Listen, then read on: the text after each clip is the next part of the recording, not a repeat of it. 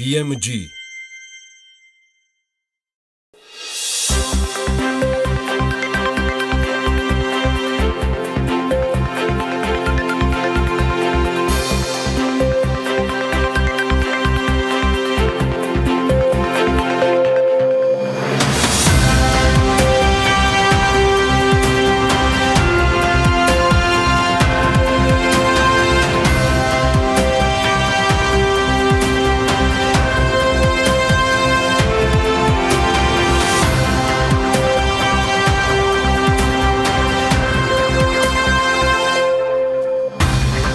დილა მშვიდობისა, ვინ თქვა, რომ უქმეებზე და გიორგობას საქმიანები ისვენებენ. ნუ რას უკაცრავად? ყველას ბედნიერ უქმე დღეს გისურვებთ საქმიან განწყობასთან ერთად. აბა, დავიწყეთ. დანიის სამეფო საქართველოს უსაფრთხო კატეგორიის ქვეყნების სიაში შეყავს. წარმატებები საქართველოს კობაგვენეტაზე კი ეგრეთ წოდებული სეცხების განულების აქციას იწონებს და აცხადებს, რომ ეს ინიციატივა მასშია პასუხისმგებლიანი დაკრეტების ჩარჩოსთან და იმ პრინციპებთან, რომელიც ჯამში 1 იანვრიდან სრულად ამოქმედდება. 500 მილიონ ევროიანი ადრონული თერაპიის ცენტრზე ქართულ ფონდი ამ დროისთვის 2 მილიონის დახარჯვას, ანუ ხარჯს უკვე ადასტურებს. სატრანსპორტო ლოჯისტიკური კომპანია QN+ ნაგელი კი საქართველოს ბაზარს სწავლობს. კომპანია საქართველოში შემოსვლას 2019 წლის მეორე ნახევარში გეგმავს. ლიეტუვას მთავრობას დახმარებით ფრეზეთში 11.5 კილოვატის სიმძლავრის მზის პანელები დამონტაჟდა. ეს კაი ამბავია და გამყოფი ხაზების გასწვრივ ვაჭრობის წახალისების ახალი საგრანტო პროგრამა აწარმოე უკეთესი მომავლისთვის ამუშავდება. უსაფრთხოების ღვედის გამოუყენებლობის ჯარიმებიდან ბიუჯეტში 3.5 მილიონ ლარზე მეტი შევიდა. აი, მომკალი და არ მჯერა, რომ ამ ხელაფული მარტო ღვედის გამოა შესული. საგზაო მოძრაობის წესების დარღვევის გამო გამოვლენილი სამართალდამღებების რაოდენობა ბოლო 3 თვის განმავლობაში განსაკუთრებით არის გაზრდილი. ეს კი სრული ჭეშმარიტებაა. იანვარ-სექტემბერში ტექნიკური ინსპექტირების გაულელობის გამო ჯამში 8265 მოქალაქე დააჯარიმა. საქართველოს თაიგულს იჯარით აღებული ჩაის პლანტაციის ნაწილი ჩამოართვეს. ხონების ეროვნულ სააგენტოში აცხადებენ, რომ მიწის გადაცემა ინვესტორისთვის თავის დროზე ყველა პროცედურის დაცვით მოხდა, თუმცა მოგვიანებით საკუთრებად დარეგისტრირებისას პირი ცდილობდა, რომელიც მათი მონაცემით მესაკუთრეთ უკვე აღარ ფიქსირდება.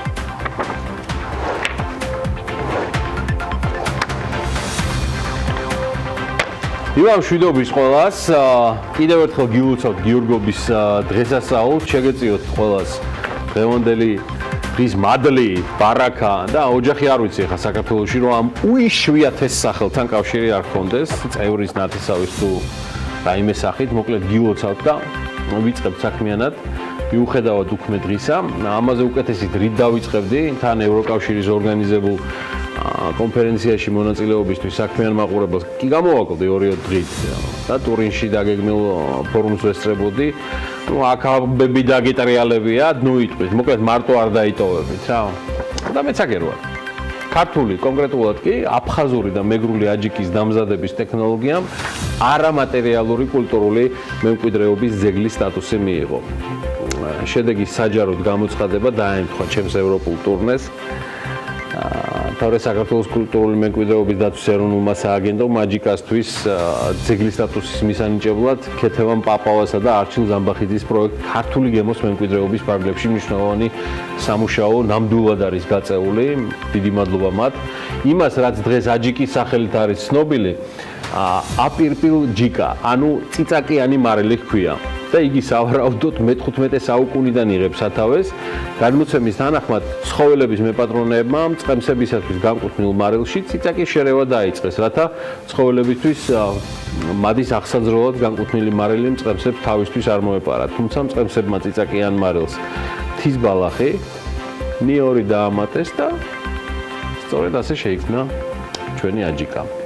კარგი აჯიკა უდაოდ გემრიელი ქართული სუფრის არაჩვეულებრივი მარგალიტია, წიწაკიანი კერძებით დილას ალბათ არ დაიწყებთ, ამისთვის წინ გრძელი უქმე გაქვთ დღევანდელი დღის ჩათვლით, გამოსაფხიზლებლად უფრო მე პირადად უშაქრო ბრაზილიური ყავის გემოთი კოკა-კოლას ვამჯობინებ, ამ გადაწყვეტილებით კი იმ კომპანიის წარმატების გამზიარებლები გახდებით, რომელიც ყოველთვის კარგად ნაცნობი თემურ ჭყონიას და ასევე ქართულ მაკდონალდში მისი პარტნიორის თენგიზ კაპანაძის მასშტაბურ გეგმებს 2019-შიც არ გვაკლებს. მოკლედ 2018-ს ვიდრე ჯააჯამებენ ჯიბის სხვა შორის მაკდონალდსის ქსელის მფლობელ T&K რესტორნების, ასე ქვია ამ კომპანიას, მაკდონალდსის ქსელის მფლობელს წინა წლის შემოსავლებს ჩახედა, რომელიც აჩვენებს, რომ 2017 წლის შემოსავალი 27%-ით იყო გაზრდილი და გადააჭარბა კიდეც 63 მილიონ ლარს, თითქმის 64 მილიონი ლარი იყო. ამავე დროს 25%-ით 50 მილიონ ლარამდე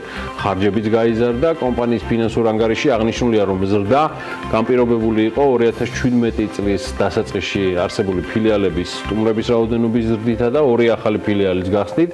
მნიშვნელოვანია ასევე აღინიშნოს ტურიზმის ფაქტორი, რომელმაც განსაკუთრებულად დადებითი გავლენა იქონია კომპანიის შემოსავლებზე და ეს ყველაფერი პიკს ცხადია ზაფხულის პერიოდში აღწევდა. წლის მთლიანი ამ შემთხვევაში სრული შემოსავალი 30.3 მილიონს აჭარბებდა, 30 მილიონს 300.000. კომპანიაში ობიექტურად ჩივიან სავალუტო ყევებზეც 2017 წლის ბოლოს მარტო ქურსდაშორისი სხვაობიდან მიღებულმა ზარალმა ოფიციალურად დაფიქსირებულია 4 მილიონი ლარი, 4 მილიონი ლარის გადააჭარბა კიდევაც. 2016 წელს ეს მაჩვენებელი 2 მილიონ 800.000 იყო. 2018 წლისთვის კომპანია 14 ფილიალს მოიცავს ქვეყნის სხვადასხვა რეგიონში, სადაც დასაქმებულია 1000-ზე მეტი თანამშრომელი, მათი საშუალო ასაკი 20-23 წელია, ასაკსაც მიაქციეთ ყურადღება და რაოდენობასაც, ასევე კომპანიის შემადგენლობაში შედის შეხარ ჩემი ბატონი ლოჯისტიკური ცენტრი, რომელიც პროდუქციის იმპორტს, დასაწყობებას და რესტორნების მომარაგებას ახორციელებს.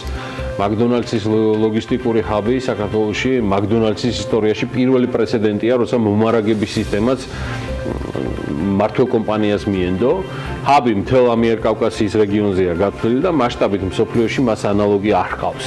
საომავლოდ კომპანია ადგილობრივი პურის ქარხნებთან გეგმავს თანამშრომლობას, რომლის მიზანია პურის ქარხანამ მიიღოს მაკდონალდსის კორპორაციის სერტიფიცირება. ამის გარეშე არ შეიძლება.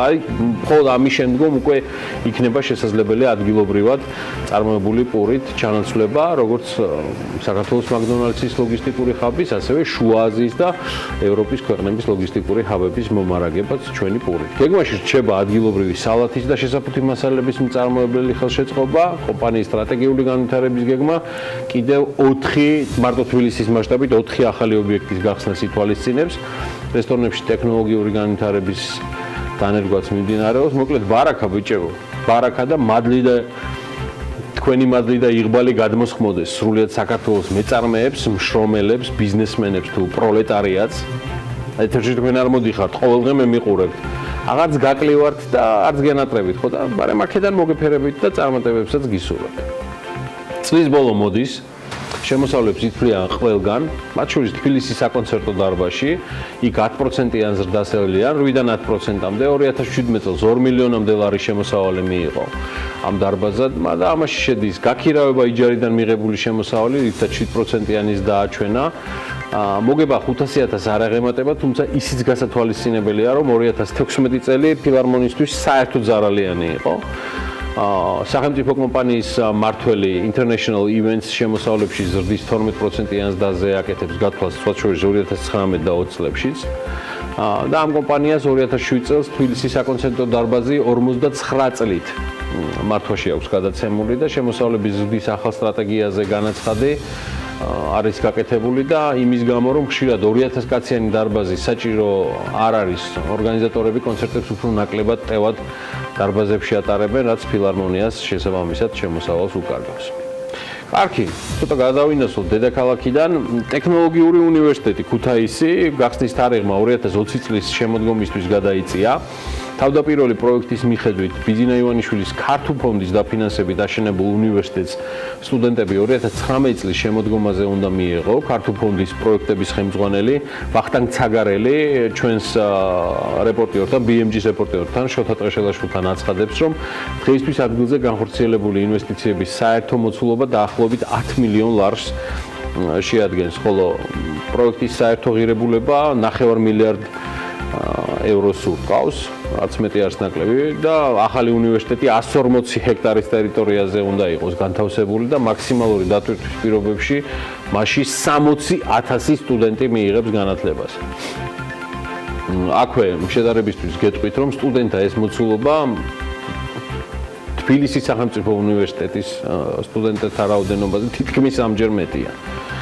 მოკლედ მთავრობამ 13 ნოემბერს გამოცემული დადგენილებით ქუთაისის საუნივერსიტეტო კომპლექს 59 წლიანი ვადით გადასცა. აი ამ რიონჰესის მიმდებარედ ეს 82 ჰექტარი მიწის ნაკვეთი. ამჟამად ტერიტორიაზე მშენებლობის წინამოსამზადებელი სამუშაოები მიმდინარეობს და ქართულ ფონდი გაისად გაზაფხულზე გეგმავს მშენებლობის დაწყებას. ეს თარიღიც ერთხელ უკვე გადავადდა კიდეც. უნივერსიტეტის პროექტის საზეიმო პრეზენტაცია ჯერ კიდევ 2016 წლის 12 სექტემბერს საპარლამენტო არჩევნებამდე რამდენიმე დღით ადრე მოხდა.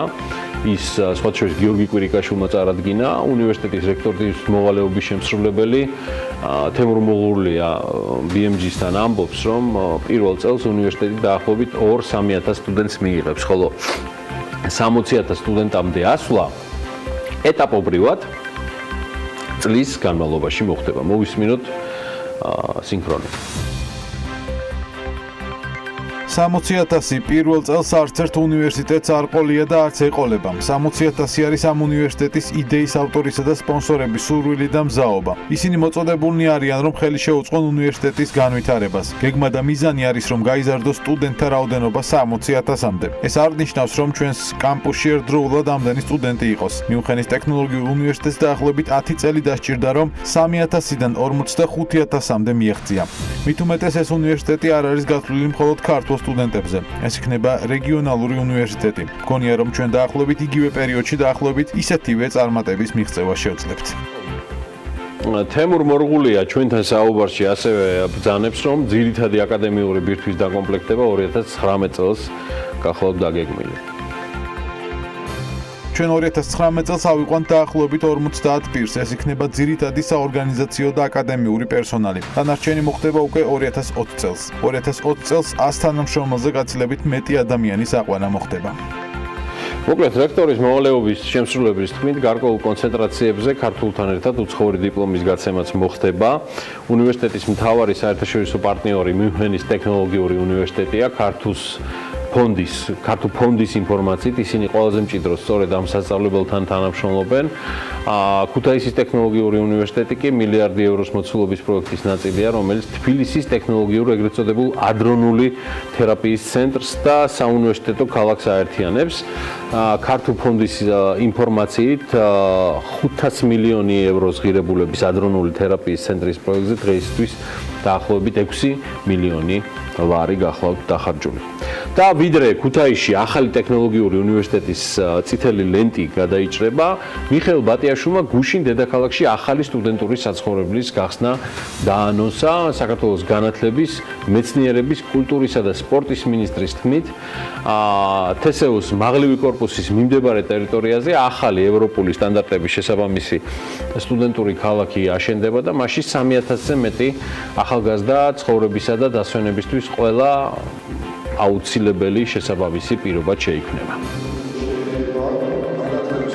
გამოაცხადეთ პროექტი, რომელიც ეხება 3,000 სტუდენტზე გათვლილი ევროპული სტანდარტების სტუდენტებისთვის შესაბამისი საცხოვრებელი პირობების შექმნას, რომელიც გულისხმობს მათთვის კომფორტული გარემოს შექმნას, როგორც საცხოვრებელი, ისევე სასწავლო, სხვადასხვა სპორტული ინფრასტრუქტურის და ასე რეკრეაციული ზონებით.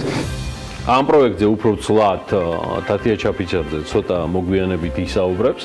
ამასობაში კი Forbes-მა ყველაზე შემოსავლიანი კომპანიების ათეულს მიადგა და გამოაქვეყნა შესაბამისი განახლებული მონაცემებით და სტატისტიკით, შენ ხარ ჩემი ბატონი, 2018 წლის წინასწარი მონაცემებით შემოსავლის მიხედვით სოფლიოში პირველ ადგილზე ამერიკული სუპერმარკეტების ქსელი Walmart-ია. Walmart-მა 2018 წელს 500 მილიარდი დოლარის შემოსავალს მიიღებს. ეს არის წინასწარი გათვლა და დასაქმებული ყავს 2.300.000 ადამიანი. 2.300.000 ადამიანი უფრო მეტია ვიდრე საქართველოს სამუშაო ძალა, ანუ მთელი შრომის უნარიანი მოსახლეობა მოკლედ. Walmart-ის წლიური შემოსავალი აღემატება ისეთი ქვეყნების შემოსავალსაც, ანუ მთლიან შიდა პროდუქტს, როგორც იგივე ირლანდია, ავსტრია, ნორვეგია, ჩეხეთი, ისრაელი, პორტუგალია, სხვაებიც. Walmart-ზე მეტი შემოსავალი მსოფლიოში მხოლოდ 24 ქვეყანას აქვს. მეორე ადგილზე ჩინური State Grid-ია, რომელიც ელექტროენერგიის წარმოებით და განაწილებით არის დაკავებული. მესამე მეხუთე ადგილებს უკვე ნავთობისა და გაზის სექტორში მოქმედი კომპანიები იკავებენ. აი შემდეგ უკვე მოდიან საავტომობილო გიგანტები, Volkswagen, Toyota. სხვათა შორის ეკონომისტმა პესონ ამჩავაძემ გამოაქვეყნა ამ ორ კომპანიაზე საინტერესო ამბავი. Toyota წლიური შემოსავალი არის 265 მილიარდი დოლარი და დასაქმებული ყავს 369,000 ადამიანი. Volkswagen-ის წლიური შემოსავალი 260 მილიარდია და დასაქმებული ყავს 642,000 ადამიანი.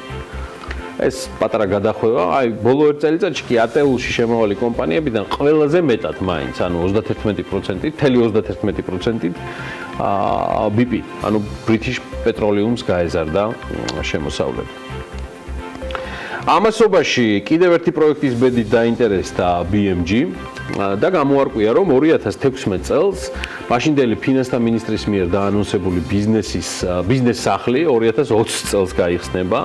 ამ პროექტის კოორდინატორმა ლარდო ლურსმანაშვილმა BMG-ს განუცხადა ტენდერის საერთო ღირებულება შემცირებულია, რათა უფრო კონკურენტული გახდეს ტენდერი და მეტ კომპანიას მიეცეს საშუალება ჩაერთოს პროცესებში. სარემონტო სამუშაოებისთვის, სამშენებლოსთვისაც სატენდერო თანხა 56 მილიონი ლარის ფარგლებში განისაზღვრა, ყურადღებით მშენებლებს პირველადი თანხა კი 70 მილიონ ლარზე მეტი იყო. რაც შეეხება ამ დრომდე რკინა კონსტრუქციების მშენებლობაზე დახარჯული თანხის მოცულობას, ბიზნეს სახლის პროექტის კოორდინატორის თქმით, ის 14 მილიონ ლარზე მეტია დღის მდგომარეობით. ლურსმანაშვილი ამბობს, რომ სატენდერო დოკუმენტაცია ახლა მზადების პროცესშია და დარწმუნებით თვლის, რომ ეს ნაწილი 2019 წელს დასრულდება, ანუ შესაძლებელი გახდება გამოვლინდეს გამარჯვებული, რომელიც დაკონტრაქტებიდან დაახლოებით 19 თვეში სრულად დაასრულებს აი ამ ბიზნეს სახლის თემას და ამ პროექტთან დაკავშირებით მომზადდა ასევე აგერ ასაც თქვენ უყურებთ კონცეპტუალური დიზაინი, ჩაწერდა საინჟინრო საპროექტო სამუშაოები და ამჟამად უკვე რკინა კონსტრუქციის მშენებლობაც მიმდინარეობს. ეკონომიკის სამინისტროში კი აცხადებენ, რომ ფიზიკური კომპონენტი მაგარია. უკვე გადაეცა ინფრასტრუქტურის სამინისტროს, კერძოდ მუნიციპალური განვითარების ფონდს, რის შემდეგაც გამოცხადდა ტენდერი, თუმცა სამწუხაროდ გამარჯვებულის გამოვლენა ვერ მოხერხდა პროექტის კოორდინატორის განმარტებით, რკინა კონსტრუქციის სამუშაოების პარალელურად უკვე დასრულებულია ასობით სერვისის იდენტიფიცირება, რომელიც ბიზნეს სექტორისთვის იყო საინტერესო და შემუშავებულია სწორედ ბიზნეს სახლის ორგანიზაციული სტრუქტურაც. კიდევ ციტირებ, მოსალოდნელი იქნება ტენდერის გამოცხადება სერვისების შესყიდვასთან დაკავშირებითაც, კერძოდ საკონსულტაციო კომპანიების მომსახურებასთან დაკავშირებით, აგრეთვე პროგრამული უზრუნველყოფის მიზნით იგეგმება IT მომსახურებაზე ტენდერის გამოცხადება. საამას ეკონომიკის სამინისტროშიც აცხადებენ, რომ 2018 წლის ბოლომდე ბიზნეს სახლის პროექტის მართვის კომიტეტი ჩამოყალიბდება, რომელსაც უშუალოდ პრემიერ-მინისტრი უხელმძღვანელებსო.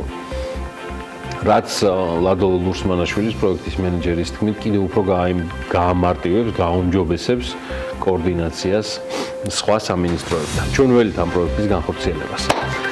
კიდე ამბები, საექსპორტო პროდუქციის ATL-ში პირველ პოზიციას სპილენძის კონცენტრატი იკავებს, მასზე ევროკავშირის მთელი ექსპორტის თითქმის ნახევარი მოდის.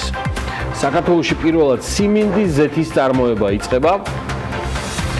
ქუთაისში ტორპედო სტადიონის წინ არსებულ მშვიდობის მოედანზე მშვიდობის ბურთის მონუმენტი დამონტაჟდება.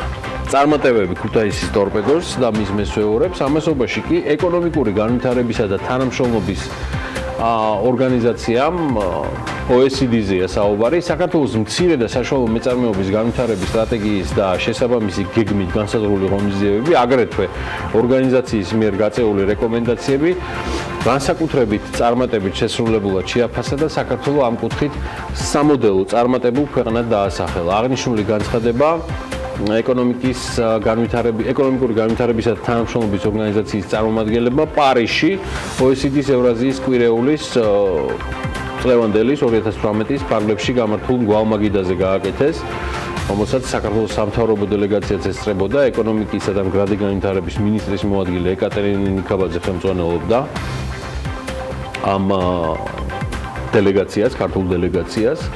ნუ ახლა კი აღარ არის მოდაში, ოცნების მოდაში უпростоრად ამ ამბავზე საუბარი, მაგრამ ემან გიორგი კვირიკაშვილს მადლობა ხომ არ უნდა შეუთვალოთ ამ ამბისთვის. ისე მცირე და საშუალო ბიზნესის კარგად ყოფნამდე კიდევ უამრავი და ბევრია გასაკეთებელი, მაგრამ გიორგი კვირიკაშვილის კაბინეტს, რა ვიცი, ქედი ბოჭორიშვილს, ანა კვარაცხელიას, ქუმსიშვილს მე მგონია რომ ამ ნაწილში მადლობა ეკუთვნით. ბევრჯერ მithქვამს და გავიმეორებ. გიორგი კვირიკაშვილს ბევრი და მძიმე შეცდომა აქვს დაშვებული, მაგრამ ერთი რამ ცალსახაა.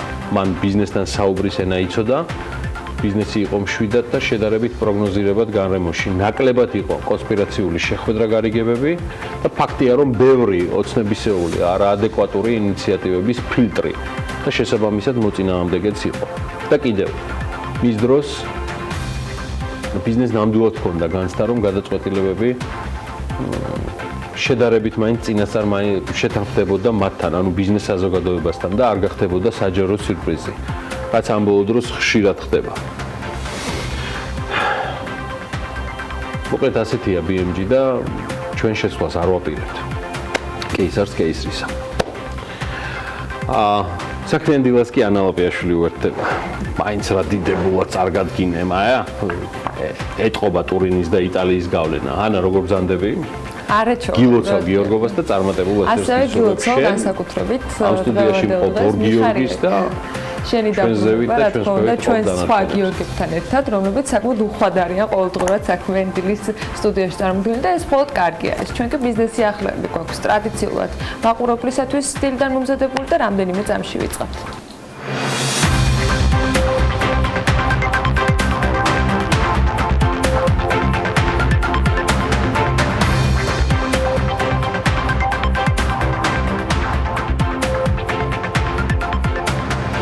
დანიის სამეფომ საქართველოს უსაფრთხო კატეგორიის ქვეყნების სიაში შეიყვანა. საგარეო საქმეთა სამინისტროს ინფორმაციით ეს გადაწყვეტილება მიგრაციის სამსახურმა დანიის სამეფოს ეროვნულმა პოლიციამ და ლტოლთა საბჭომ მიიღეს. დანიის მხრიდან მიღებული გადაწყვეტილება კიდევ ერთხელ არის დასტური იმისა, რომ ადამიანის უფლებების დაცვის მხრივ და უსაფრთხოების თვალსაზრისით ქვეყანაში დადებითად არის გარემო შეფასებული პოლიტიკური სტაბილურობა და ეკონომიკური განვითარება, რაც აღიარებულია პარტნიორების მხრიდან. დანიის სამეფოს მხრიდან უსაფრთხო ქვეყნების სიაში შეყვანის შედეგად დანიური მხარე საქართველოს მოქალაქეების განაცხადს თავშესაფრის მოთხოვნის შესახებ შემჭიდროებულ ვადებში განიხილავს და აღარ დააკმაყოფილებს ისეთი ინტენსივობით. იანვარ-ოქტომბერში საქართველოსთან ევროკავშირის ბაზარზე 599 მილიონ 700.000 დოლარის პროდუქცია გასული, რაც წინა წლის ამავე პერიოდს თუ შევადარებთ 11%-იანი ზრდის მაჩვენებელია. საექსპორტო პროდუქციის ათეულში პირველ პოზიციას სპილენძის კონცენტრანტი იკავებს. მასზე ევროკავშირის მთელი ექსპორტის თითქმის ნახევარი მოდის, თანხაში კი 253 მილიონი დოლარია. მეორე პოზიციაზე 42 მილიონით მინერალური სასუქებია. მესამეზე ეთილის სპირტი, რომლის საექსპორტო ღირებულებაც 40 მილიონ 400.000 დოლარს უტოლდება. ევროკავშირში ასევე გავიდა 28 მილიონ 800.000 დოლარის თხილი და კაკალი, 28 მილიონ 300.000 დოლარის ნავთობი და ნავთობპროდუქტები, აქ რა თქმა უნდა რეექსპორტის ჩათვლით, ასევე რეზინის პნევმატური სალტეები და საბურავები 24 მილიონ 600.000 დოლარის და თითქმის 15.5 მილიონი დოლარის ღვინო, ასევე 13.5 მილიონი დოლარის მინერალური და მტკნარი წყალი და 12 მილიონის ფეროშენადნობები. თითქმის $9 მილიონ უტოლდება მსუბუქი მანქანების შემთხვევაში მოცულობა. საექსპორტო ათეული ძირითადად წინა წლის ანალოგიურია, თუმცა გარკვეული ცვლილებები მაინც დაფიქსირდა. მაგალითად, გასულ წელს ამ ჩამონათვალში არ იყო ავტომანქანები. წელს კი ჩამონათვალში არ მოხდა ბიტუმოვანი მინერალებისაგან მიღებული ნედლი ნავთობი და ნედლი ნავთობპროდუქტები. წელს პოზიციები დათმო ასევე თხილის და კაკლის ექსპორტმაც, თუმცა გაზრდილია ღვინის საექსპორტო შემოსავალი. საპარტნიორო ფონდის და კომპანია ქარვა კოლხურის ერთობლივი პროექტით საქართველოში პირველად სიმინდის ზეთის და კომბინირებული საკვების უნარჩვენო წარმოება იწყება. ქართული სიმინდის ზეთი ქარვა ადგილობრივ ბაზარზე 2019 წლიდან გამოჩნდება და პროექტის საინვესტიციო ღირებულება ამისათვის $3 მილიონი. ფონდის ცნობით სამეგრელოში ხობში თანამედროვე სტანდარტების შესაბამისი სიმინდის მარცვლის გადამამუშავებელი ზეთის მიმღები და კომბინირებული საკვების მწარმოებელი ქარხანა უკვე აშენდა. საწარმოში კი დღეში 50 ტონა სიმინდის მარცვლის გადამუშავებას შეძლებენ. სრული წარმადობის შემთხვევაში კი 100 ტონა სიმინდის ზეთს გამოუშვებენ თვეში და ზეთის წარმოება ადგილობრივი ნედლეულით მოხდება.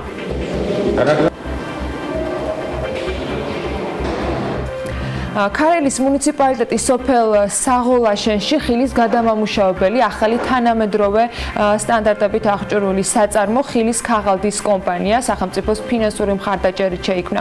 გარემოს დაცვის და სოფლის მეურნეობის სამინისტროს ინფორმაციით ჯამურად $1,13,000 ლარამდე ინვესტიცია განხორციელდა, საიდანაც $405,000 გრანტი იყო, ხოლო $507,000 შეღავათიანი აგროკრედიტი. საწარმოს დღიურად 10 ტონა ნედლეულის გადამუშავება შეუძლია.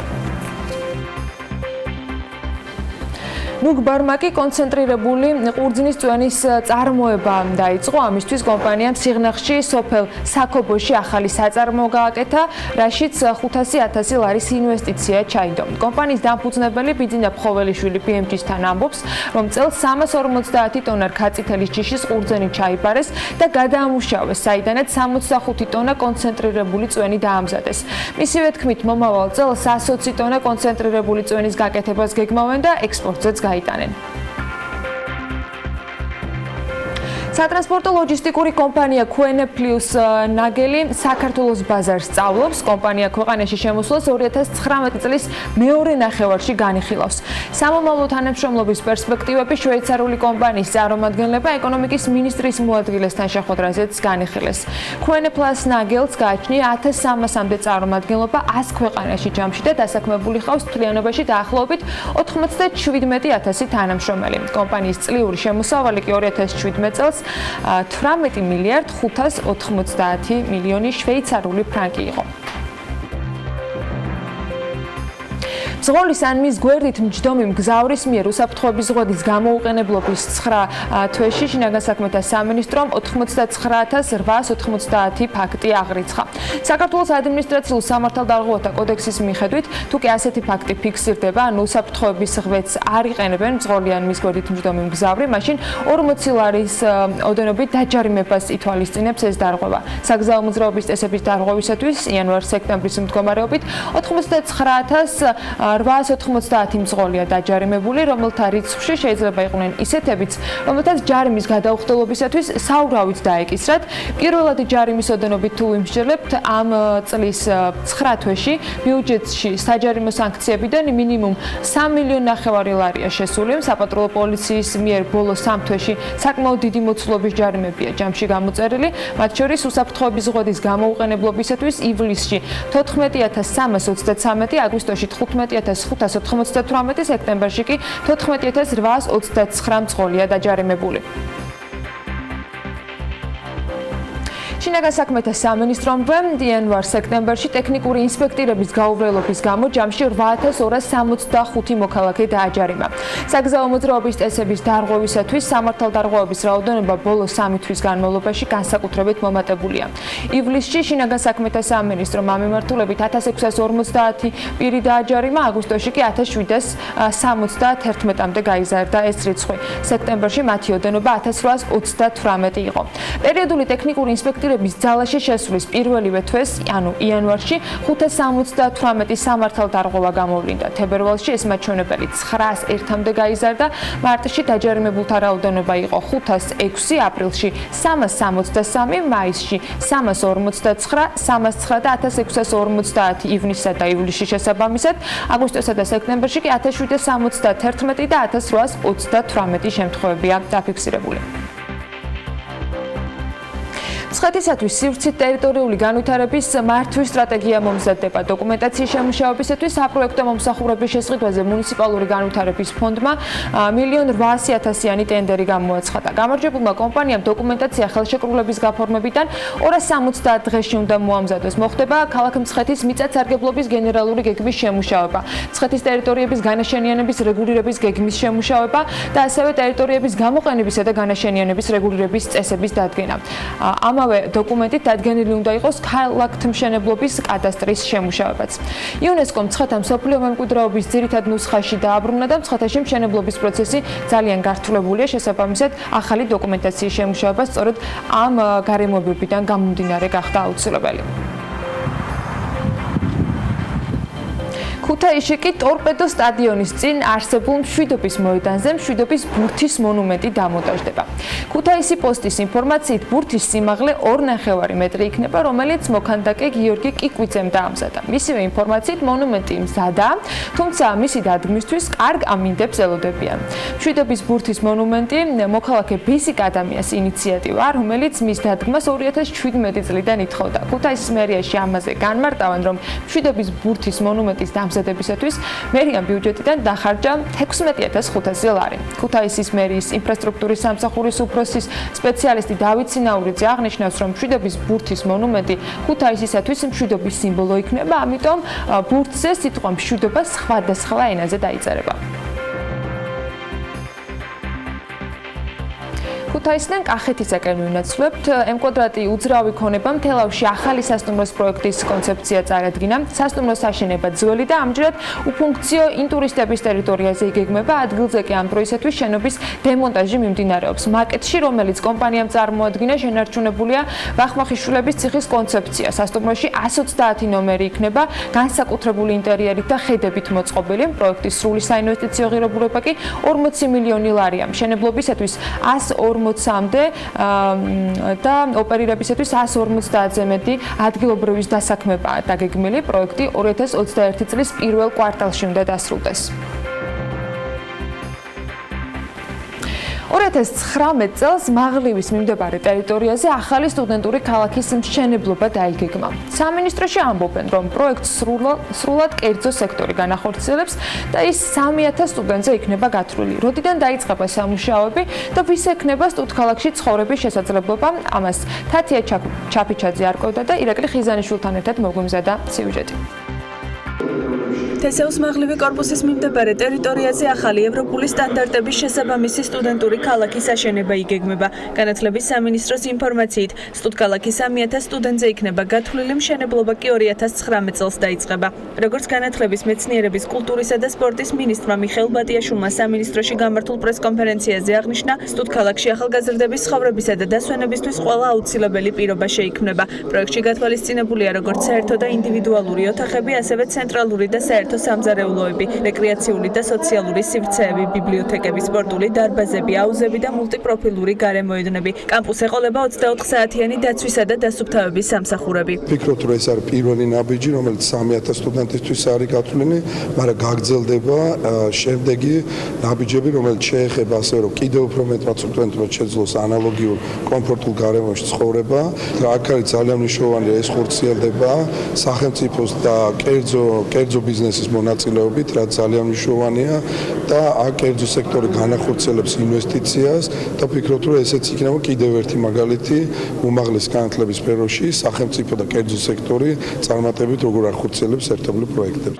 სტუდენტური ქალაქის მშენებლობისთვის ადგილს თბილისის სახელმწიფო უნივერსიტეტი თესეუს მაღლივი კორპუსის მიმდებარე ტერიტორიაზე გამოყოფს. აღსანიშნავია, რომ 3000 სტუდენტზე გათვლილი საერთო საცხოვრებლით და სტუდენტებისთვის საჭირო მრავალი სერვისით არა მხოლოდ თესეუს, არამედ სხვა უმაღლესი საგანმანათლებლო დაწესებულებების სტუდენტებიც ისარგებლებენ. ეს უნდა იყოს ევროპული დონის საერთო საცხოვრებელი, სადაც არის გათვალისწინებული არა მხოლოდ თანამედროვე სასწავლო და რეკრეაციული ზონა არის, თავისი სპორტული ზონა არის და ყველაფერი უნდა იყოს ერთ სივრცეში მოქცეული და ერთი გადახდის პრინციპიც უნდა იყოს და ეს გადასახადი არ უნდა იყოს მაღალი, იმიტომ რომ ზრუნავთ იმაზე, რომ სოციალური პროექტის გამოვიდეს ერთგვარად.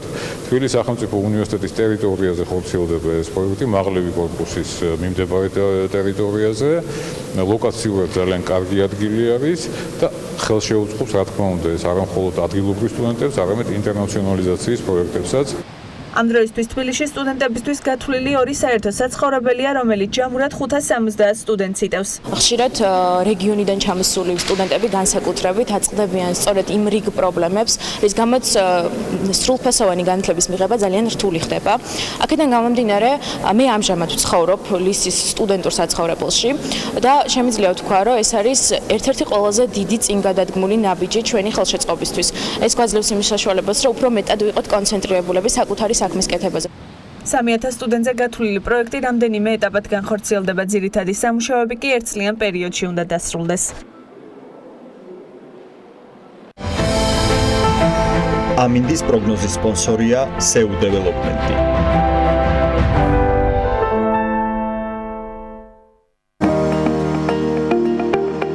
ამინდის პროგნოზის სპონსორია სადაზღვევო კომპანია Unison. თავისუფალი დაზღვევა თქვენი სიმშვიდისათვის.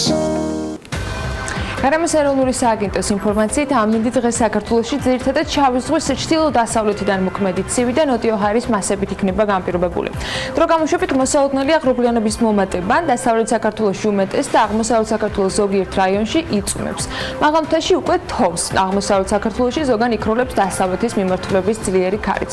სოხუმში წვიმა იქნება და 13 გრადუსი, ბათუმში ასევე წვიმა, ნავარაუდები და 14 გრადუსი, ქობულეთში იწვიმებს და აქ 13 გრადუსი იქნება მაქსიმალური ტემპერატურა. ქუთაისში 12 და ზუგდიდში ასევე 13 გრადუსი დაფიქსირდება. აქაც წვიმს.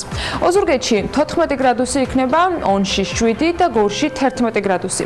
ცხინვალში 10 გრადუსი მიაღწევს ტემპერატურა და ყველა ჩამოთვლილ ქალაქში იწვიმებს. მარნეულში სამაგიეროდ დილის საათებში იქნება მხოლოდ ნალექი და 14 გრადუსამდე გათბება ჰაერი. რუსთავში 13 გრადუსი იქნება და აქაც მხოლოდ დილით წვიმას ელოდებიან. ახალციხეში იწვიმებს და 7 გრადუსი იქნება, ისევე როგორც ბორჯომში. ბაკურიანში მოთოვს, ახალქალაქშიც და ორივე შემთხვევაში 2 გრადუსი იქნება მაქსიმალური ტემპერატურა. სტეფანწმიდაში 3 გრადუსამდე გათბება ჰაერი და აქაც თოვლია მოსალოდნელი. თელავში 13 გრადუსი იქნება, დილით წვიმა. დედაქალაქს რაც შეეხება, თბილისში დრო გამოშვებით ღრუბლიანობა მოიმატებს. დილით იწვიმებს კიდეც, დღის მეორე ნახევრიდან დრო გამოშვებით ჩრდილო-დასავლეთის მიმართულების ძლიერი ქარი დაუბერავს და მაქსიმუმ 12 გრადუსამდე გათბება ჰაერი. ასე ამინდი გველოდება გიორგობა დღეს თბილისსა და მთელ დანარჩენ საქართველოში. მადლობა ანას, ეს ანა ლაპიაშვილი იყო, მე გიორგი ისაკაზე ვარ, ორთავე გილოცავ ყველას გიორგობას და ეს არის მრავალს. მოდი ვნახოთ გიორგობა დღეს საქმიანებმა და მთელი BNG-ს გუნდმა რა, ასე ვთქვათ, როგორი საქმიანი დილა მოამზადეთ, სპიკერებით, თემებით და ამბებით. შემდეგ მცირედი სარეკლამო პაუზა და უკვე გავხსნით 23 ნოემბრის გიორგობის საქმიანი დილის ეთერსაც.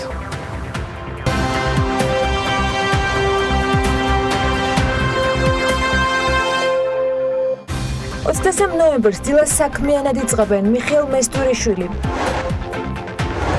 ანა ცხადაძე, ლევან გომშიაშვილი, ეთო მერებაშვილი, ქეთევან ციხელაშვილი, ვახტანგ დემურია, ბერიკო სუხიაშვილი და ეგნატე შამუგია. დილა საქმიანია TV პირველზე.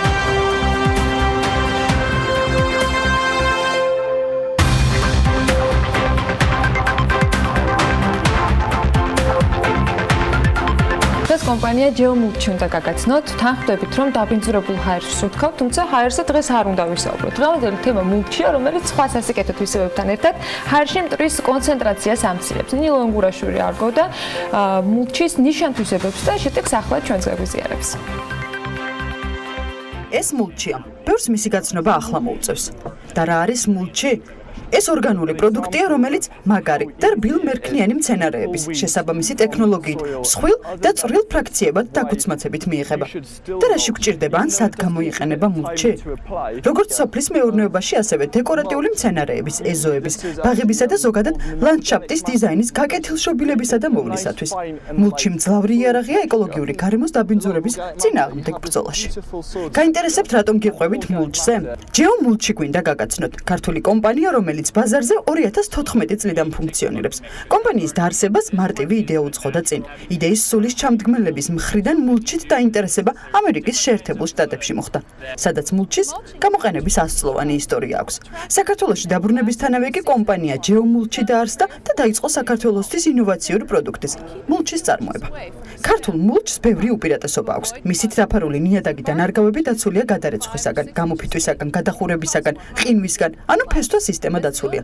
მულჩირების შემდგომ ნიადაგიდან 40-60%-ით მცირდება წყლის აორთქლება, რაც ამცირებს მორწყვის ინტენსივობას. დროთა განმავლობაში მულჩის ქვედაფენა გარდაიქმნება ბიოლოგიურად აქტიურ საკვებად მცენარისათვის. და ბოლოს, თუ მაინც გინდათ დასვათ კითხვა, რატომ ავირჩიოთ მულჩი? იმიტომ, რომ მას აქვს ბუნებრივი ხისფერი, ასევე წითელი, ყავისფერი, შავი და ამასთან ხის ფაქტურაც. არ აქვს მტვერი და წვიმის შემდეგ არ ტალახდება. უფრო მოსახერხებელია ვიდრე ქვიშა ან მიწა. ხელს უშლის არასასურველი ბალახის გავრცელებას და არის ლამაზი. ასევე ჯანმრთელი პროდუქტი.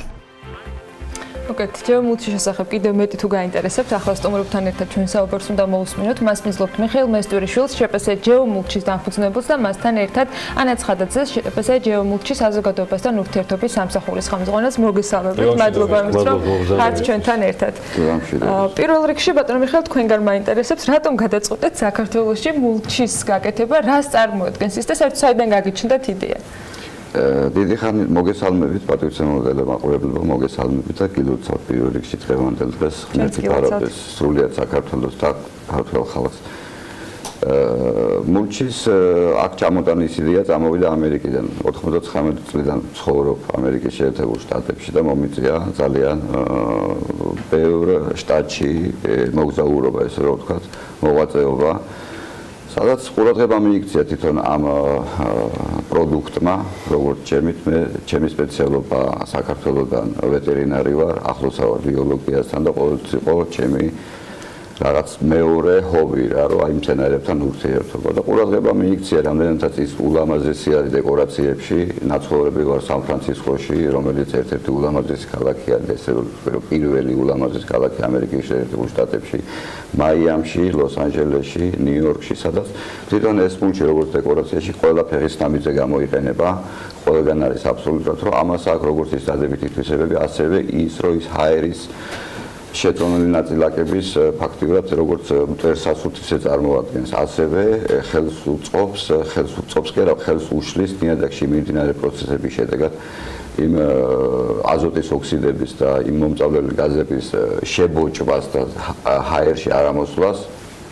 და ამით ამცირებს ფაქტიურად ამ შხამების და ჰაერის მოწამვლას. საქართველოსთვის რატო იყო საინტერესო, რატომ გააწყოთ, რომ საქართველოში შეიძლებოდა ეს ყოფილიყო მოთხოვნადი პროდუქტი და ამით ბიზნესი გეკეთებინა? დიახ, საქართველოში რამდენჯერმე ჩამოვედი, ეს იყო პირველად 2007 წელში, მერე იყო 2009 წელში და აქ საერთოდ ეს არაცნობადი პროდუქტი იყო რა, რამდენადაც ვნახე და რამდენადაც მისი თვისებებიდან გამომდინარე, რამდენადაც ყველა ქართველი ადამიანი ბოლოს ფიქრობს, რომ საქართველოში წამოვიდეს რაღაც კარგით, შევისწავლე ძირფესვიანად იქ ამისი ტექნოლოგიები, ის ყველაფერი დადებითი სიკეთეები, რაც შეუძლია ამას, მაგალითად იგივე ჩვენ საქართველოში კეთილი გავლენა იქონიოს როგორც ნიადაგზე, ასევე მცენარეებზე, ასევე ჰაერზე და გადავწყვიტე, რომ ეს ტექნოლოგია ჩემს ორ პარტნიორთან ერთად წამომეყო და ფუძნებინა კომპანია, რომელიც ამ ბრენდის ამ პროდუქტის განვითარებას ხელს შეუწყობდა. ესე ჩამოიტანეთ საქართველოში იცნობდნენ მას საერთოდ? საქართველოში იცნობდნენ აი სოფლის მეურნეობის კათედრის დონეზე აკადემიაში ერთეულებმა გაგებული ქონათ კი არა იცოდნენ, მაგრამ ძალიან რთული იყო ამისი ადამიანებმა მიიტანა და საკმაოდ დიდი ძალის ხმევა დამჭირდა რომ რამდენად არიან ინფორმირებულები და რამდენად მოთხოვნადი პროდუქტი არის? აი 2014 წლიდან დავაფუძნე და 2014 წელს ძალიან ბევრი შეხვედრები მაქვს სოფლის მეურნეობის წარმომადგენლებთან და მეცნიერებთან მქონდა ყოველთვის კონსულტაციები იმათთან და იმიტომ რომ ამერიკის მიწები განსხვავდება საქართველოს მიწებისაგან ყოველთვის ვცდილობდი რომ მაგალითად კოლორადოს კვლევებზე შემესწავლებინა შტატის ან ჩრდილო კალიფორნიის კვლევებზე დამეფუძნებინა თქვა შედარებები იმიტომ რომ მაინც იმათი ჰავა გია საქართველოს აგავს და ამიტომ ეს ყველა კვლევა აბსოლუტურად თითქმის რაც შესწავლილი მაქვს რომლითაც მე ვხემძღვანელობ შესწავლილი მაქვს იმ შტატებით რომლებიც საქართველოს პირობებს დაახლოებით ეთანაბრება შეესაბამება მქონდა ურთიერთობა ჩვენ საქმე გვაქვს სასუქთან ერთის მხრივ თუ და მეორეს მხრივ დეკორატიულ დანიშნულების მქონე პროდუქტთან აი თუ შეიძლება რომ ვცდილობ რომ მაქსიმალურად თვითონ მულჩი არა ინგლისური გამოდის და ნიშნავს ღია ზედაპირის გადაფარვას მულჩირება ამას ნიშნავს რა გადაფარვა შეიძლება მოხდეს როგორც ორგანული პროდუქტით, ასევე შეიძლება მოხდეს არაორგანული. მაგალითად, არაორგანული მულჩის, აი მაგალითად შეიძლება იყოს იგივე პემზას რო ეძახიან, ან ხრეშს რო ეძახიან, აი ხრეშის მსხვილი ნაწილი აიღონ, ეს არის ვულკანური წარმოშობის, მაგრამ ჩვენ შემთხვევაში გვაქვს ორგანული წარმოშობის მულჩა, რომელიც მერქნისაგან მზადდება, ესეთი წვრილი ნაფოტებად იშლება ესე ფაქტიურად და ამით ხდება ამ ნიადაგის გადაფარვა. ნიადაგის გადაფარვა ამ მომენტში ეს თვითონ სასუქს არ წარმოადგენს, მაგრამ ჩვენ შევიტანეთ ახალი ტექნოლოგია დამუშავების პროცესში ვამდიდრებთ ორგანული სასუქით, ორგანიკა ქვია, ესეც საქართველოს აწარმოებს, რომელიც ამ პროცესს, რაც ამან უნდა გამოიწვიოს, რა და ასრულებს არა მარტო ზედაპირის გადაფარვის იმათ, არამედ ქვედა ზედაპირი, რომელიც წვიმის შედეგად წვრილი ნაწილაკებით ჩაედინება და პირველივე იწყებს ამ ორგანიკის საშუალებით პროცესს პირველივე თვის განმავლობაში და 6 თვის 1 წლის თავზე უკვე რო გადაკეთავთ ამ მულს, ხო უკვე დაინახავთ, რომ ნიადაგთან ურთიერთობის ეს პროცესი არის სულ სხვანაირი. Რამდენი ხანი შეიძლება რომ ერთი თქვათ მოპირკეთებით რაღაც გარკვეული ტერიტორიის ეს მულს გაძლოს და რამდენი ხანი შეიძლება შეიცვალოს? ეს დაახლოებით 3-4 წელი იმის დამიხედვით როგორი მერქნისაგან არის დამზადებული. თუ მაგარი მერქანი არის, მაგალითად როგორც არის თქვათ მუხა წიფელი უფრო დიდი ხანი ძლებს. თუ არის მაგალითად როგორც ალვის ხე რომელიც უფრო ადვილად იშლება, უფრო ნაკლები ხანი ძლებს. საერთოდ ესე არის, აი კვლევებში არის, რომ 3-4-5 წელი და ზევით ძლებს. მაგრამ რა არის იცით როცა ხდება თქვათ 5 წლის შემდეგ თავიდან ამისი გადაფარვა ჯობია რომ ეს 5 წელი თქვათ პირველ მეორე მესამე მეოთხე წელს გაყოთ მცირე რაოდენობით მოხდეს შევსებები და გადაფარვები რა და რაღაც გარკვეულ პერიოდში უკვე მივახცებთ იმ დროს როცა შეიძლება გაჩერება და მე უკვე შეიძლება 5 წელიწადში ერთხელ რაღაცა ის მოხდეს გრძელვადიანი პროექტი არის გესმით და გრძელვადიანი საკეთილდღეო თვისებები აქვს რა ამას როგორც ნიადაგთან ასევე გარემოსთან და ჰაერთან. ერთადად ვინ არის დაინტერესებული დღეს თქვენი ბაზარი ვისთვის არის ანუ ვინ არის თქვენი აუდიტორია ამ შემთხვევაში? ანუ მომხმარებელი. დიახ. ძირითადად ისეთ კერძო პირები თქვათ ვისაც თავისი ლანდშაფტის კეთილმოწყობა უნდა ეზოს და ასე შემდეგ. ყველაზე მსხვილი არის ბატონი ივანიშვილი, რომელსაც ურეკი რეზიდენსისთვის მიაქვს ეს ხეები, რომელიც ირგვება და ნებისმიერი ახალი მცენარე, რომელიც იქ ანუ ბიზნეს ივანიშვილი აქტიურად იყენებს მულჩს. დიახ, იყენებს მულჩს, იმიტომ რომ ბოლო-ბოლო მივიდნენ იმ კონდიციამდე, რომ ეს ის პროდუქტია, რომელიც ძალიან ბევრ პრობლემას უხსნის რეალურად. ანუ თუ კი სტატისტიკა გვაქვს ჩვენ ასეთი, აი მერია რომ არ გავს ახალ მცენარეებს, ხო? აქედან მინიმუმ 50% ხმება. და არსებულიც უკვე იმ სიტუაციაშია, რომ ხმობას განიცდის და ეს დაავადყოფებული მცენარეები კიდევ უფრო ბევრს ავადებს რეალურად, რომელიც უნდა მოიჭრას და ზუსტად ეს რომ იჭრება ეს მცენარეები სანიტარული წერების მცენარისთვის არის, ეს არის ხეებისათვის თუ პატარა თქვა ყველანაირი ტიპის მცენარეებისათვის ერთადერთი სარეველას ეშინია მულჩის. იმიტომ რომ ბლოკავს სარეველას, თავისი სპეციფიკა აქვს, როდესაც მულჩით მუშავდება ნიადაგი, უბრალოდ ასე მივიდეთ და დავყაროთ, ასე არ ხდება. ჯერ უნდა დამუშავდეს ნიადაგი, გაშლეს მზის ქვეშ, გარკვეული პერიოდის მერე მოეყაროს, დაინამოს, რომ მივიღოთ ის შედეგი, რაც უნდა მოგვცეს ამ პროდუქტმა, ხო? და ნუ შესაბამისად, ანუ ეს საუბრობდით ურეკი რეზიდენსზე, ჩვენ ერთადერთი მსხვილი, მოდი ასე ვთქვათ, მომხმარებელი არის ჩვენი. მაგრამ ეხლა იმედია საზოგადოება ცოტა მეც გაიგებს, იმიტომ რომ დეკორატიული და ლანდშაფტური მიმართულებით საქართველოს ლანდშაფტური მიმართულებით ჩვენ მუშაობთ, ანუ 3 წელია 20-ზე მეტი ბაგაბაღის დიახ ტერიტორია გვაქვს კეთილმოწყობილი, მურჩირებით ძალიან აპრობირებულია საზღვარგარეთ ევროპის და ამერიკაში.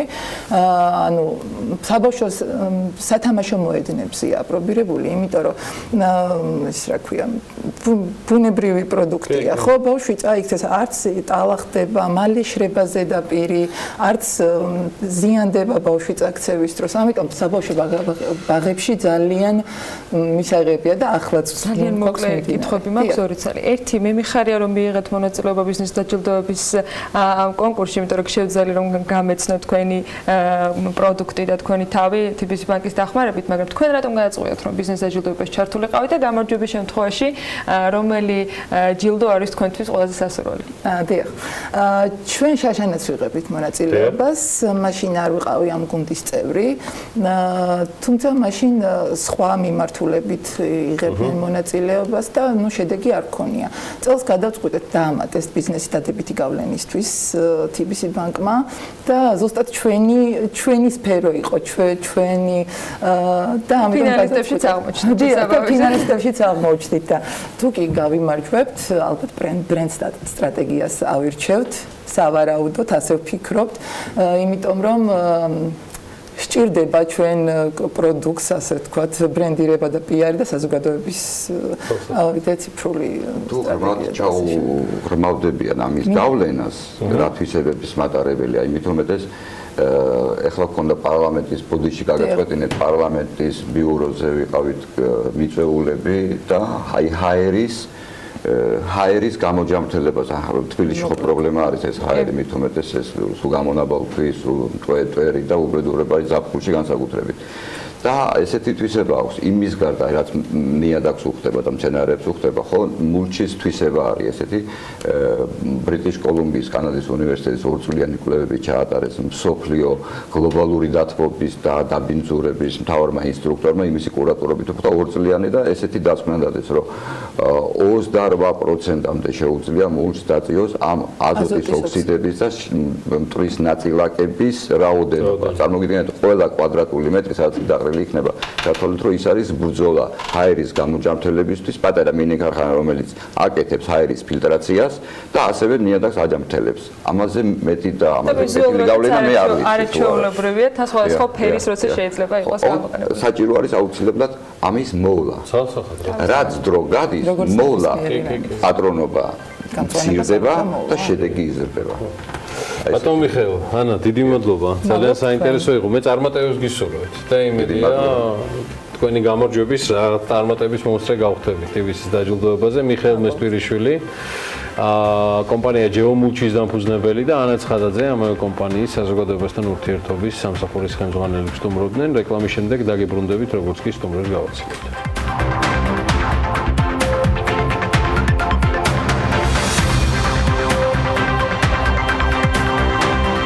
დოლართან და ევროსთან მიმართებაში ლარის გაუფასურების გავლენით სააფთიაქო ქსელებში მედიკამენტების ნაწილი მხოლოდ 5-7%-ით არის გაძვირებული.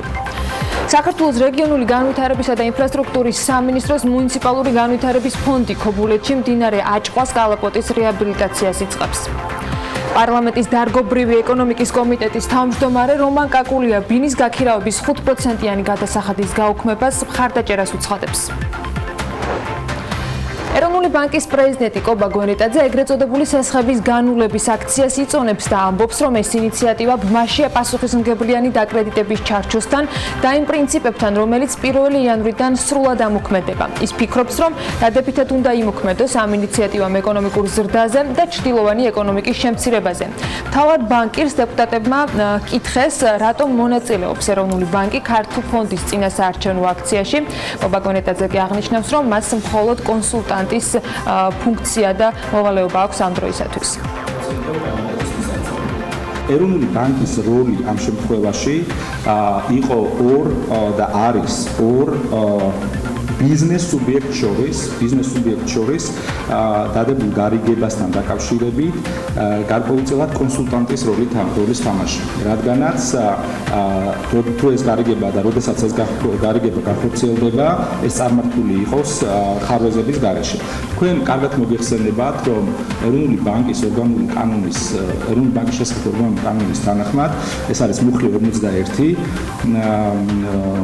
საქართველოს ეროვნული ბანკი არის ფისკალური აგენტი და მას აქვს კიდევაც ის ვალდებულება, რომ თავისი კომპეტენციის ფარგლებში ისევ და ისევ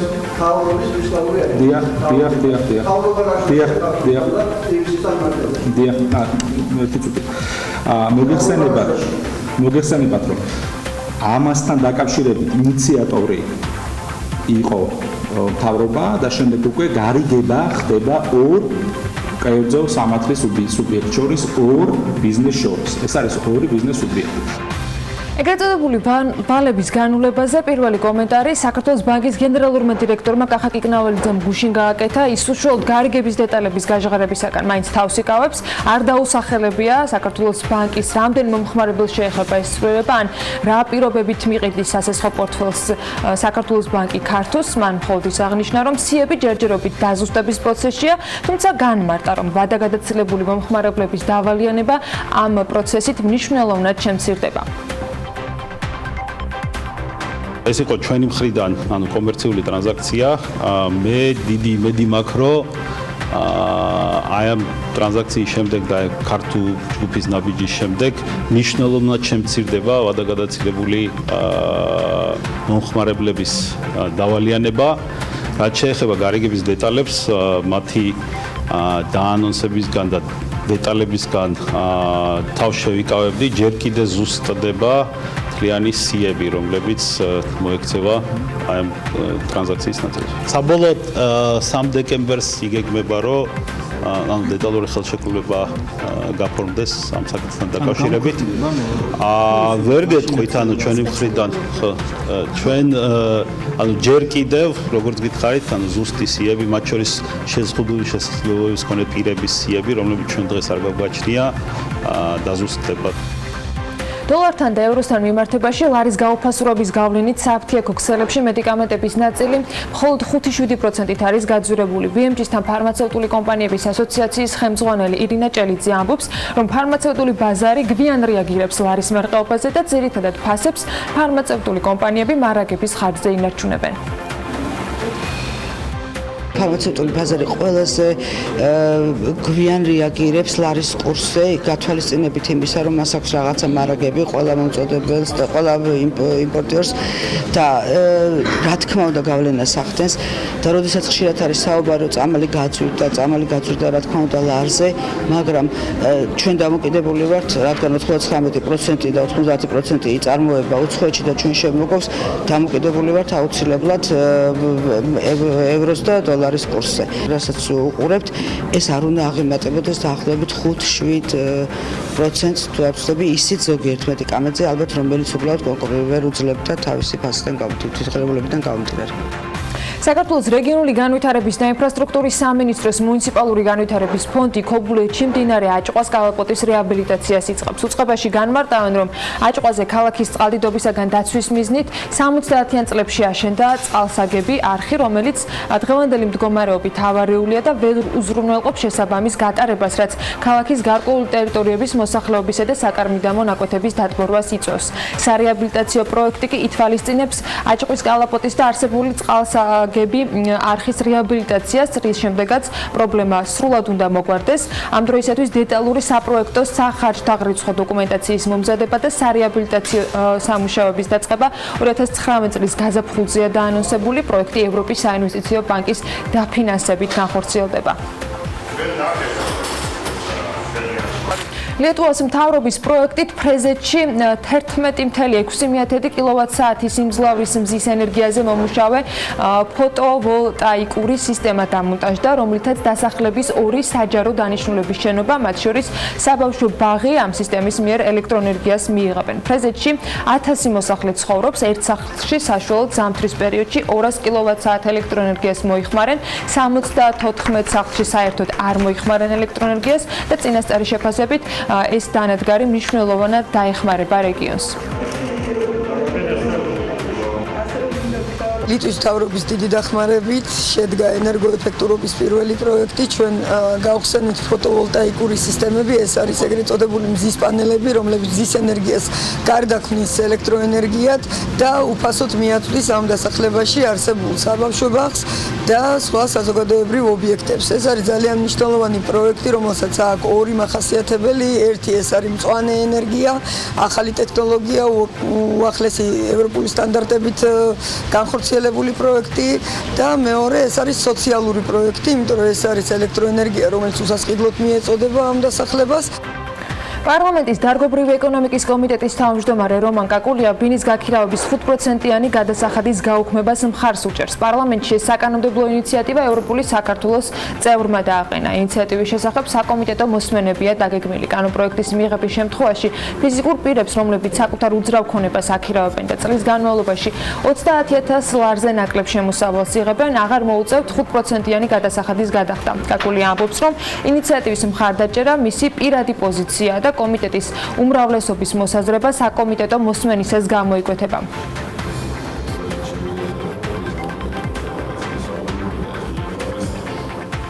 კომპანია საქართველოს თაიგულს იჯარით აღებული ჩაის პლანტაციის ნაწილი ჩამოართვეს. საუბარია 9 ჰექტარ ჩაის პლანტაციაზე. გადაწყვეტილება სასამართლო მიიღო. ამბავი უფრო ადრე დაიწყო. გურიაში 5 ჰექტარი ჩაის პლანტაცია მეწარმეს ქონების ეროვნულმა სააგენტომ 2016 წელს 15 წლიანი იჯარით მისცა. ილია ბასილაშვილი ამბობს, რომ რამდენიმე დღის წინ აღმოაჩინა, რომ მთლიანი ტერიტორიის ნაწილი 9 ჰექტარი პლანტაცია სხვა პირს აქვს გადაცემული. ტერიტორიაზე კი მას ინვესტიცია უკვე განხორციელებული აქვს. იჯარის თანხა შესაბამისად გადახდილი. შემთხვევით გუშინ შევედი საიტზე და ნახულობ, რომ დაერეთი ტრანზაქციის გარკვეული ნაწილი ამ 9 მეტი გადაცემული არის ვიღაც ნაჭყებიასთვის. ეხლა თუ ამ ნაჭყებიას ქონდა ადრე რაიმე დამამტკიცებელი საბუთი იმისა, რომ ეს პლანტაცია მისი უნდა ყოფილიყო, რატო არ ქონდა ეს საჯარო რეესტრი? რაოდენობის ინვესტიცია გაქვთ განხორციელებული? ჩაის პლანტაციები რო გადავუგებთ, შეიღობა ეს მთლიანად ამ ხელა ჩაის პლანტაცია ჭიშკრები დაყენდა, შემდეგ გადავწერით ძინემასწავლოს გასვლა და დაახლოებით 10,000 ლარამდე.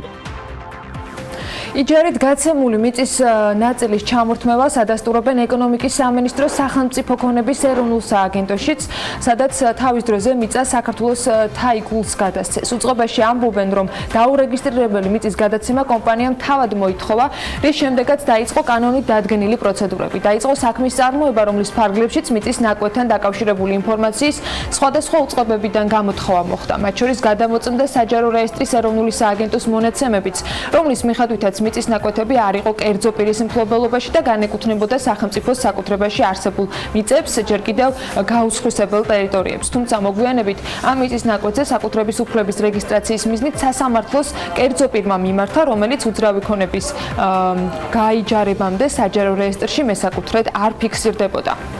სამინისტროსთან ერთად მიმდინარეობდა აუქციონი განათლების სამინისტრო კი საატესტატო და მისაღებ გამოცდებში ცვლილებების შეტანაზე მუშაობს. დეტალების საზოგადოებისათვის 2019 წლის დასაწყისში გახდება ცნობილი. განათლების, მეცნიერების, კულტურისა და სპორტის მინისტრმა მიხეილ ბატიაშვილმა საქმიანი დილის შეკითხვის საპასუხოდ განაცხადა, რომ ცვლილებები აბიტურიენტების ინტერესების გათვალისწინებით შემუშავდება, თუმცა მოესწრება თუ არა შეცვლილი ფორმატით გამოცდების ჩატარება 2019 წელს, მინისტრს ეს არ დაუკონკრეტებია. ამჟამად მიმდინარეობს შეფასება იმ სისტემის, ანუ დღევანდელი სისტემა რამდენად ადეკვატურია და პასუხობს დღევანდელ მოთხოვნებს. ამ შეფასების დასრულების შემდეგ ფიქრობთ, რომ მომავალ წელს ალბათ დასაწყის ძალიან სწრაფად უკვე გამოვაცხადებთ ჩვენ ხედვას, რომელიც შეეხება კონკრეტულად რა ცვლილებები უნდა განხორციელდეს ამ კუთხით. ერთ შემინდა დაგვიდეთ, ეს ყველაფერი გათვლილი იქნება სწორედ აბიტურიენტების ინტერესებიდან გამომდინარე და იმ ხარისხის ეფექტზე გათვლით, რომელიც გათვალისწინებულია, რომ რაც შეიძლება მეტი წარმატებული აბიტურიენტი მოხდეს სწორედ წარმატებულ უნივერსიტეტებში. თბილისს კიდევ ერთი კვების ობიექტი შეემატა, რომელიც ფესვებს აფხაზეთში იღებს და ქართული სულისკვეთებით ევროპაში ამგზავრებს სტუმრებს. პელაგონი ეს ევროპული ტიპის რესტორანია, სადაც სტუმრებს გარდა ორიგინალური დიზაინისა, განსხვავებული კერძებისა და ცოცხალი და თანამედროვე კლასიკური მუსიკის მოსმენის შესაძლებლობა ექნებათ. რესტორნის გახსნას ჩვენი გადამღები ჯგუფი და მარიამ ადამია ესწრებოდნენ და ვნახოთ მათი მიერ მომზადებული სიუჟეტი. პელაგონი ეს ძველქართული სიტყვაა და ზღვის სიღრმეს იგივე ზღვის გულს ნიშნავს. ზუსტად ასე სიტყვით ზღვის გული, ანუ პელაგონი დაერქვა რესტორანს, რომელიც ფესვებს აფხაზეთიდან იღებს და ქარდავების ოჯახის საკუთრებაა. ყველაფერი 1988 წელს დაიწყო, როდესაც ოჯახმა პირველი რესტორანი აფხაზეთში, სოხუმში გახსნა. რესტორანს აჩადარა ერქვა და ერთ-ერთ საუკეთესო კვების ობიექტად ითვლებოდა აფხაზეთში. ინტერიერითა და კონცეფციით დაახლოებით ისეთივე იყო, როგორც დღეს გახსნილი ჩვენი ახალი რესტორანია. თანამედროვეობისა და სიძველის სინთეზში გადაწყვეტილი დიზაინი და ევროპული სამზარეულოს ხაზი. ეს ერთგვარი ნიშაა ჩვენი კვების ობიექტების. ხოლო რადგან ჩვენ სამწუხაროდ ჯერჯერობით ვერ ვახერხებთ სოხუმში დაბრუნებას, თბილისში გადავწყვიტეთ ბიზნესის გაფართოვება.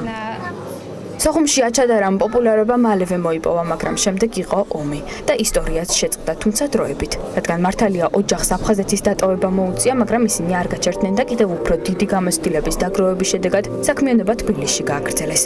დღეს კი ბაზარზე ერთ-ერთი ყველაზე გამოცდილი და წარმატებული რესტორატორები არიან, რომლებმაც რიგით მეორე ობიექტის გახსნა იზეიმეს. ვინაიდან ჩვენ უკვე გვაქვს ერთი რესტორანი, დაახლოებით 10 წელია, ის არის ქართული კონცეფციის, ეხლა გადავწყვეტეთ ევროპულ კონცეფციაზე შევჯერდეთ და გავაგრძელოთ ამ ხაზით. ევროპული ტიპის რესტორანი ვიქტორიანული არქიტექტურის ელემენტებით არის გაჯერებული. დიზაინის ინსპირაციის წყარო ბერძნულ-რომაული კულტურა გახდა, ხოლო არტ-დეკო ორნამენტები დარბაზის კლასიკურ ინტერიერს ჰარმონიულად ერწყმის და მას თანამედროვეობას მატებს. დიზაინის ინსპირაცია გახდათ ბერძნულ-რომაული ელემენტები, დიზაინი, ანუ მოგეხსენებათ ჩვენი დიზაინი უფრო კლასიკურია ვიდრე მოდერნისტული, მაგრამ გვაქვს ასევე მოდერნისტული ელემენტები. ასევე ჩვენ გამოვიყენეთ ქართული ორნამენტები. 150 კაცზე გათვლილი ცენტრალური დარბაზი მყუდრო აპარტამენტი, რომელიც დაახლოებით 30 კაცს იტევს და გასათბობის სისტემით აღჭურვილი ტერასა მთლიანობაში ქმნის სივრცეს, რომელიც სრულად სტუმრის სიამოვნებაზეა გათვლილი. რაც შეეხება კერძებს, ის ძირითადად ევროპულია. კონცეფცია არის ქართულ ევროპული, რაც მთავარია პროდუქტი გვექნება ბიოპროდუქტი, ჯანსაღი პროდუქციაში დამზადებული კერძები, ასე წარმოგიდგენთ როგორც ევროპულ სამზარეულოს იქნება ქართული სუფრები. თანამედროვე და კლასიკური მუსიკა, მაღალი დონის მომსახურება, განსხვავებული კერძები და მყუდრო გარემო. ეს ის მთავარი კრიტერიუმებია, რომელთა დახმარებითაც მისული სტუმრები რესტორანს სასიამოვნო განწყობით, შთაბეჭდილებებითა და მოგონებებით დატოვებენ. თბილისის კომუნიკაციის სკოლაში სტრატეგიული კომუნიკაციის პროგრამაზე სტუდენტთა მიღება დაიწყო. სკოლის სასწავლო პროგრამა 6 თვის განმავლობაში 80 შეხვედრას გამართავს. კომუნიკაციის სფეროში წარმატებული სპეციალისტები პრაქტიკაში გამოცდილ ცოდნას გადასცემენ სტუდენტებს და დეტალურად შეასწავლიან ყველა იმ მარკეტინგულ ინსტრუმენტს, რომელიც პროფესიული ცხოვრების ნებისმიერ ეტაპზე გამოადგებათ მათ. სტრატეგიული კომუნიკაციის კურსში ჩაერთვებიან უცხოეთიდან მოწვეული პროფესიონალები, მათი ლექციები საერთო კურსში ინტეგრირებული, ისინი აუდიტორიას საერთაშორისო გამოცდილებას გაანდობენ და უფრო მასშტაბური სურათის დანახვაშიც დაეხმარებიან. ლექტორთა შორის იქნება ჯენიფერ ბუნგიც, რომელიც ამერიკულმა Forbes-მა 30 წლამდელ საუკეთესო მარკეტერთა სიაშიც მოახოდრა და მილიარდად შეფასებული სტარტაპის Conway-ის მარკეტინგის ხელმძღვანელია. სწორედ ამ არაჩვეულებრივ შესაძლებლობაზე ვისაუბრებთ დღეს ჩვენ სტუმართან ერთად. შემოგვიერთდა ლევან გომშიაშვილი, თბილისის კომუნიკაციის სკოლის აღმასრულებელი დირექტორი. მოგესალმებით ლევან. გამარჯობა და დიდი მადლობა მოწვევისთვის. ჩვენი საქმიანი საზოგადოება ლევანს პირადად იცნობს კომპანია Holmes & Watson-იდან. ეს ერთ-ერთი გამორჩეულად გამორჩეული კომპანია, რომელიც 4 წელია, რაც ბაზარზე არის, ლევანი მართველი პარტნიორია, ერთ-ერთი მართველი პარტნიორია თავის კოლეგებთან ერთად, თუმცა მე ძალიან მოხარული ვარ, რომ განათლების აი ამ მიმართულებით გადაწყვიტა რომ თავისი ძალები გადასხორცნოს, თუმცა დარწმუნებული ვარ რომ Homes and Bots-საც არ მოაკლდება მისი ყურადღება. მისცეს შესაძლებლობა. მაგალითი შესაძლებლობა, იმიტომ რომ მე ვიცი რომ გარდა კონვოის ჯენიფერისა ქართული Search Anderson-იც იქნება გარეული მარაკაში ამ პროცესის კომუნიკაციის სკოლის ერთ-ერთი მესვეური და მისი აღმასრულებელი დირექტორი იტყვის. რატო გადაწყვიტეს? საიდან წამოხვედი აქამდე? იმიტომ რომ მე ვიცი თქვენი ტემპი, თქვენ საქმე არ გაკლიათ, ანუ ის ძირითადი საქმე ყოველ შემთხვევაში რაც აქამდე აკეთებდი და ეხლა კიდე და ახალი პროექტი საკმაოდ რთული.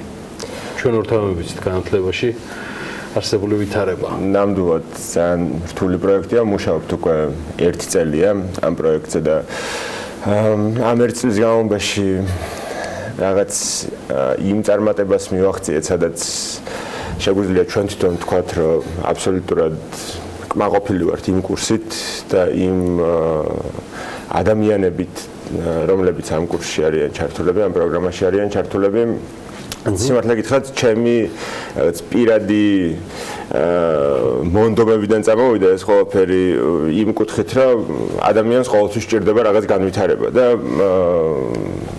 არის რამოდენიმე ვარიანტი, არის წახვიდე სხვა ქვეყანაში, იქ დაეუფლო რაღაცას ცოდნას, გაიღრმაო ეს ცოდნა სხვადასხვა კომუნიკაციის სხვადასხვა მიმართულებით და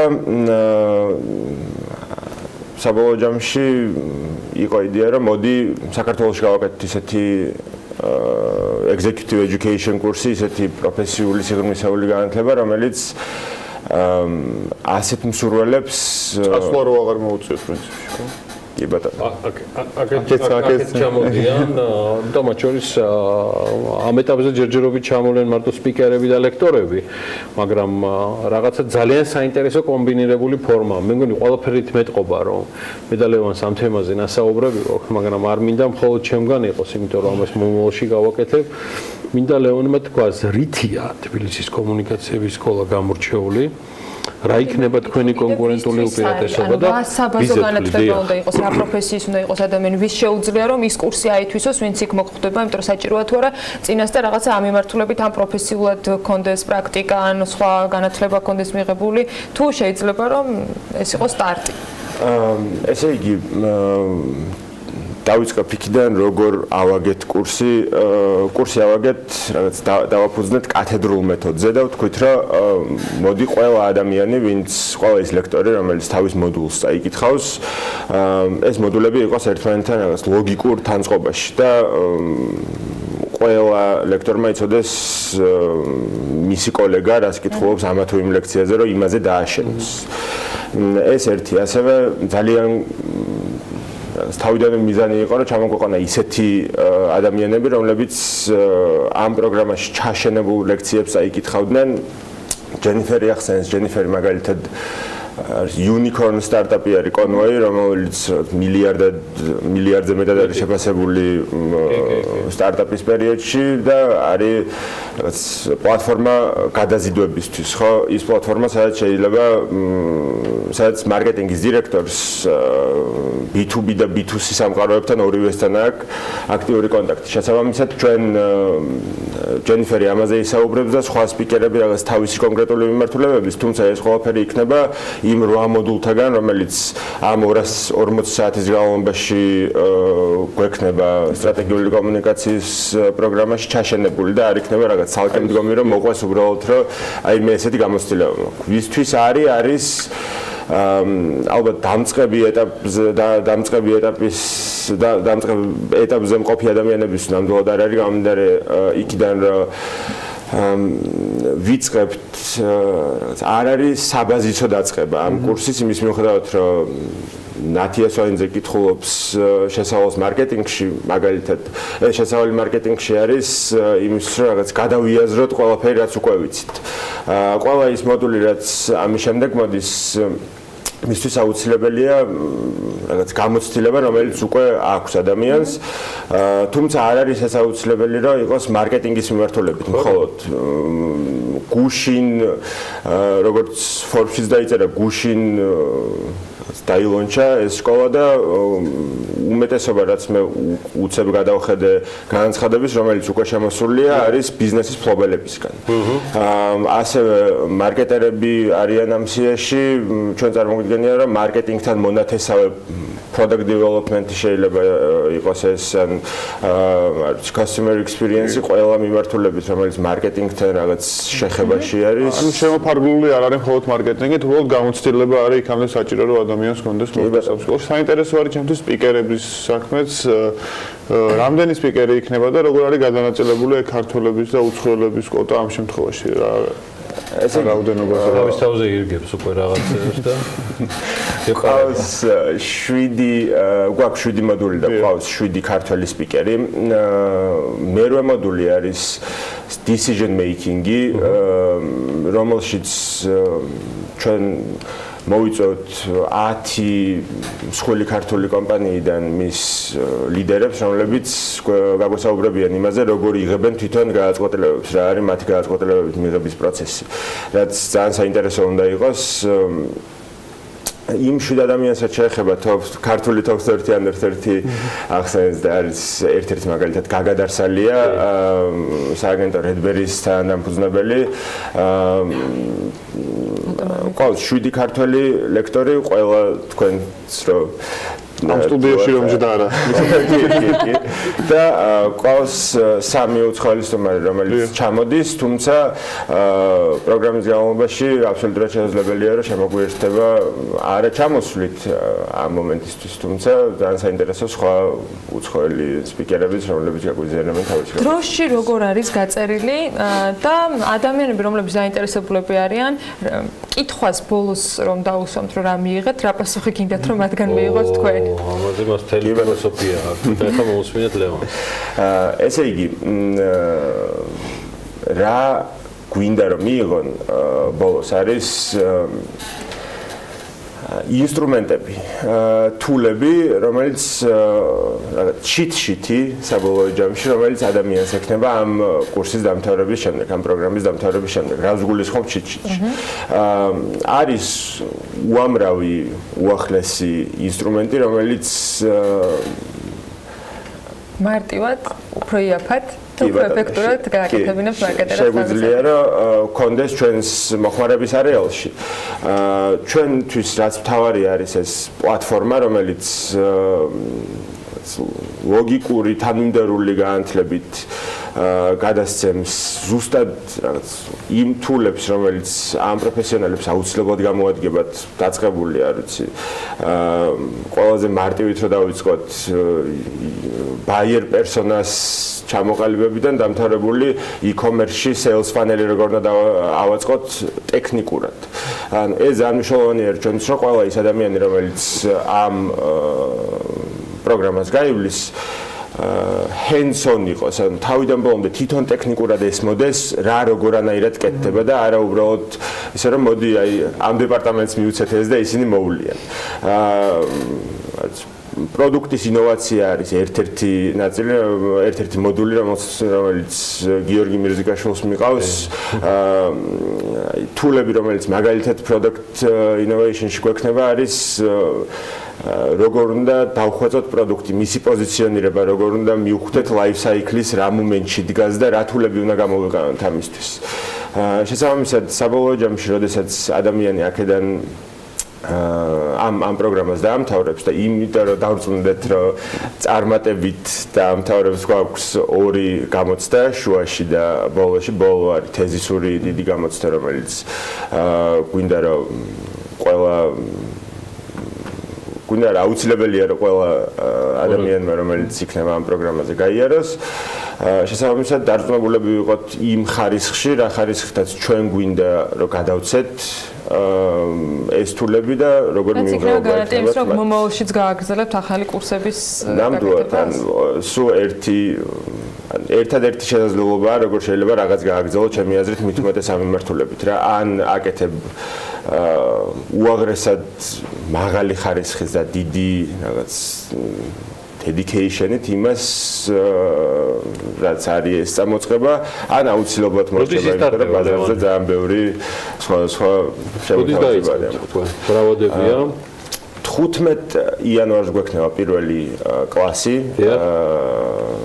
პირველი დღე, პირველი შეხვედრა გაგრძელდება დაახლოებით 1 თვე გუშინდელი დღევანდელი დღიდან ჩვენი admission პროცესი.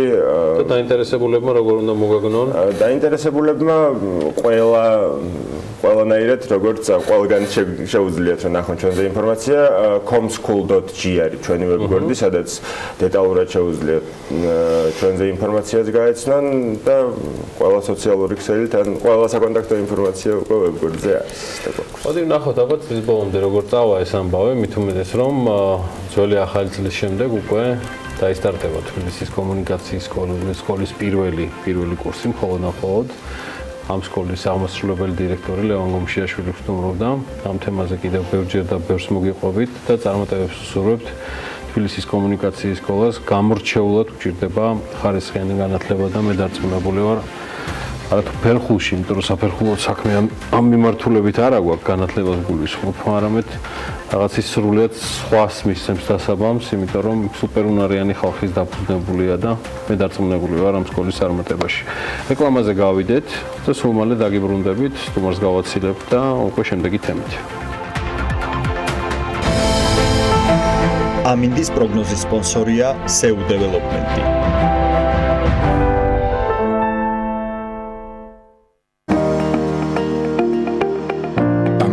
პროგნოზის სპონსორია სადაზღვევო კომპანია უნისონი. თავისუფალი დაზღვევა თქვენი სიმშვიდისათვის.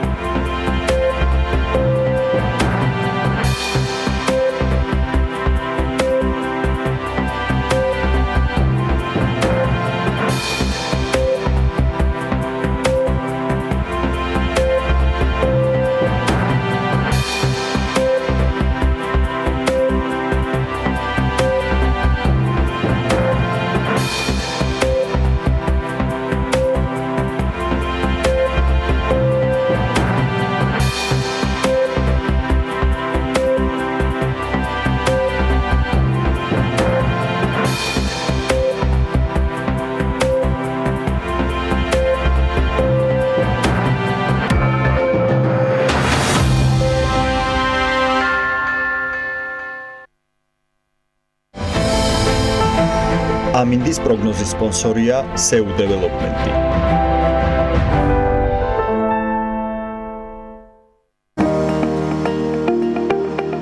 ამინდის პროგნოზის სპონსორია სადაზღვევო კომპანია უნისონი. თავისუფალი დაზღვევა თქვენი სიმშვიდისათვის.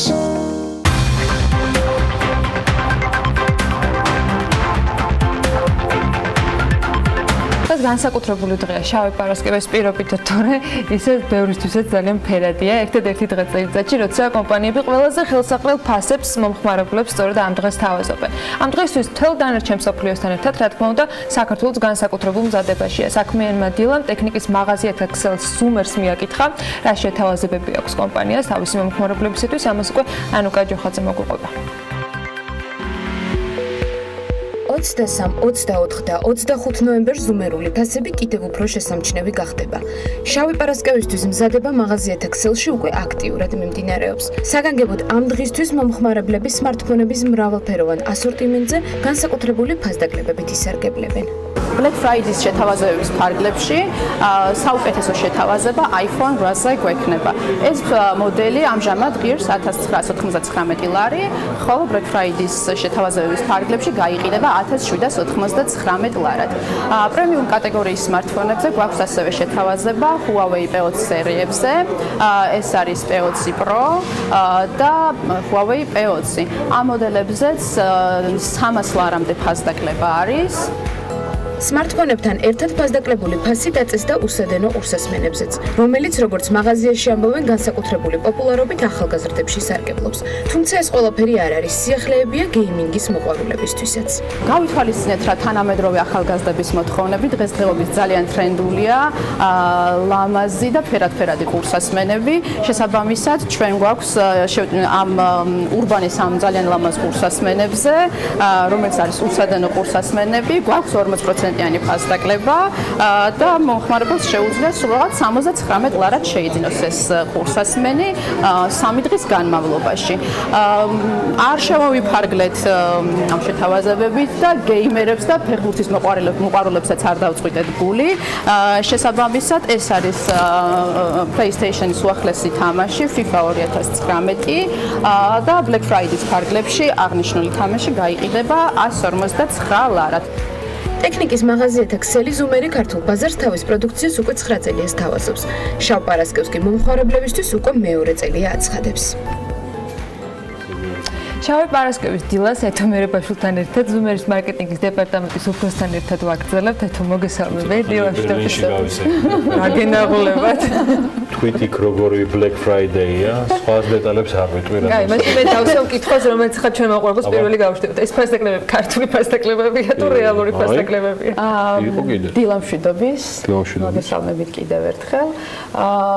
მინდა აღნიშნო ის ფაქტი, რომ ეს ფასდაკლებები ნამდვილი ფასდაკლებებია. ნამდვილად 30%-ამდე ფასდაკლებები არის მითითებულ მოდელებზე. ზოგიერთ შემთხვევაში უფრო მეტი ფასდაკლებაც არის.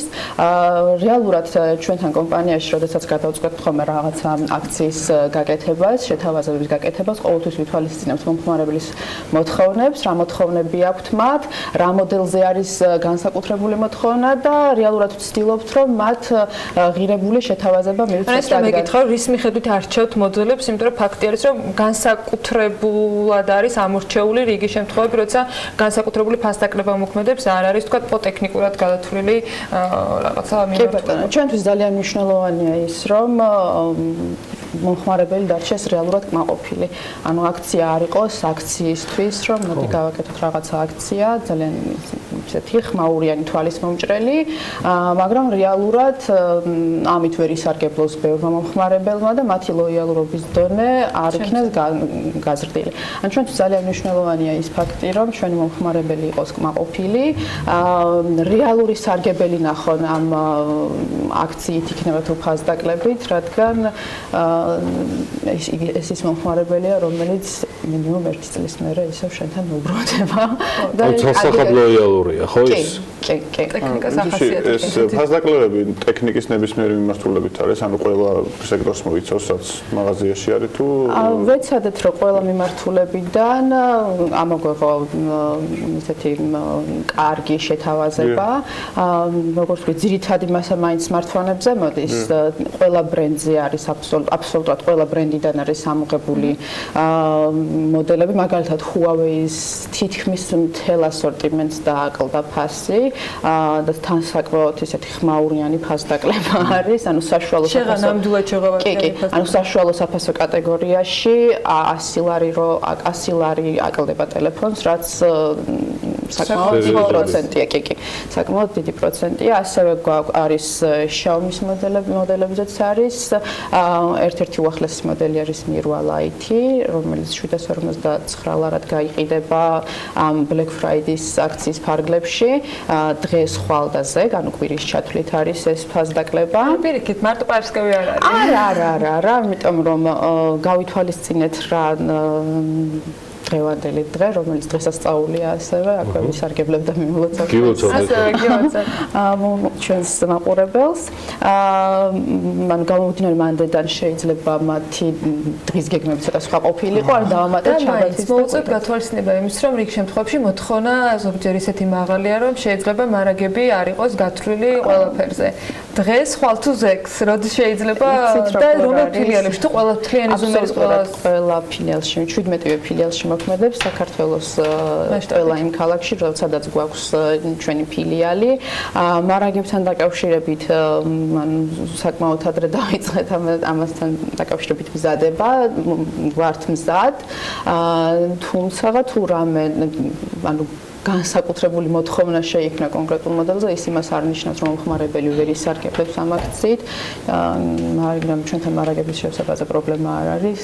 ყოველ მეორე დღეს ხდება ხოლმე და აპდეიტება ამის.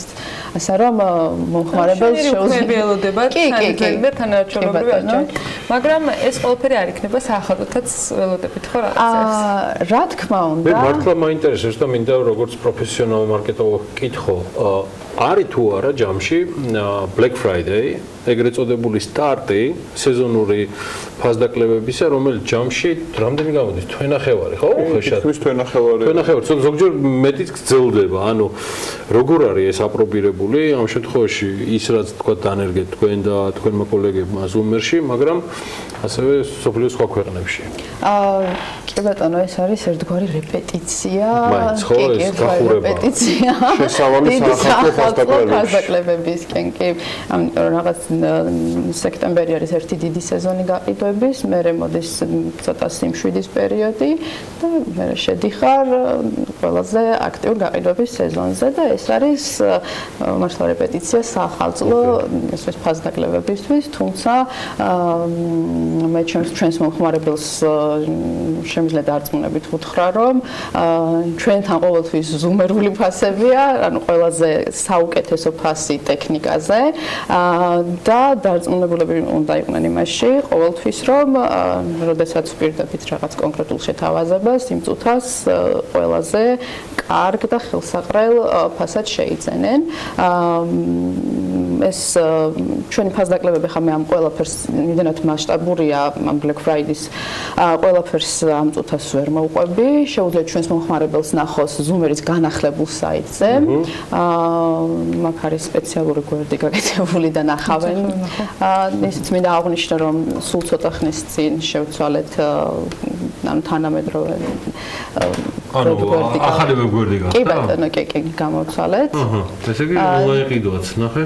კი ბატონო, ონლაინ შეძენაც შეუძლია მომხმარებელს.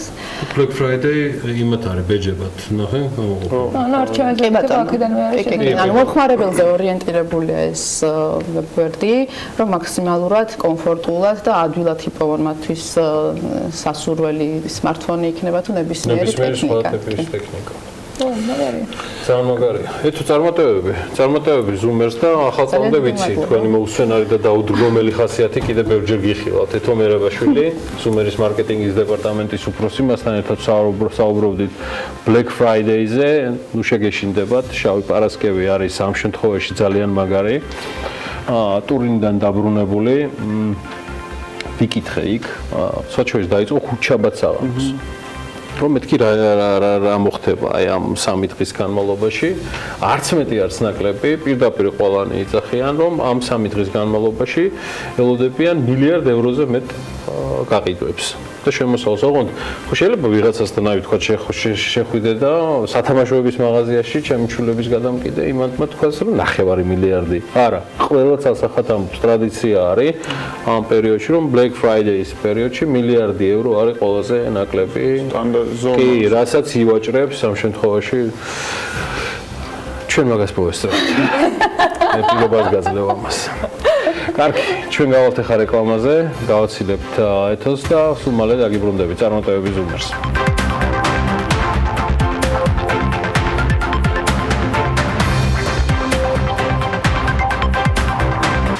სახელმწიფო პროგრამა საწარმოო საქართველოში ახალი კომპონენტი აწარმოე უკეთესი მომავლისათვის დაემატება, რაც გამყოფი ხაზების გასწვრივ ვაჭრობის წახალისებისათვის შეიქმნა. ამ ინიციატივამ წინასწარი გეგმით სავაჭრო ურთიერთობები ისე უნდა წაახალისოს, რომ ოკუპირებული რეგიონების გამყოფ ხაზებთან მცხოვრები ადამიანებისათვის ეკონომიკური საქმიანობა უფრო აქტიური გახადოს და საქართველოს საზღვრებს მიხვა პროდუქციის გაყიდვა წაახალისოს.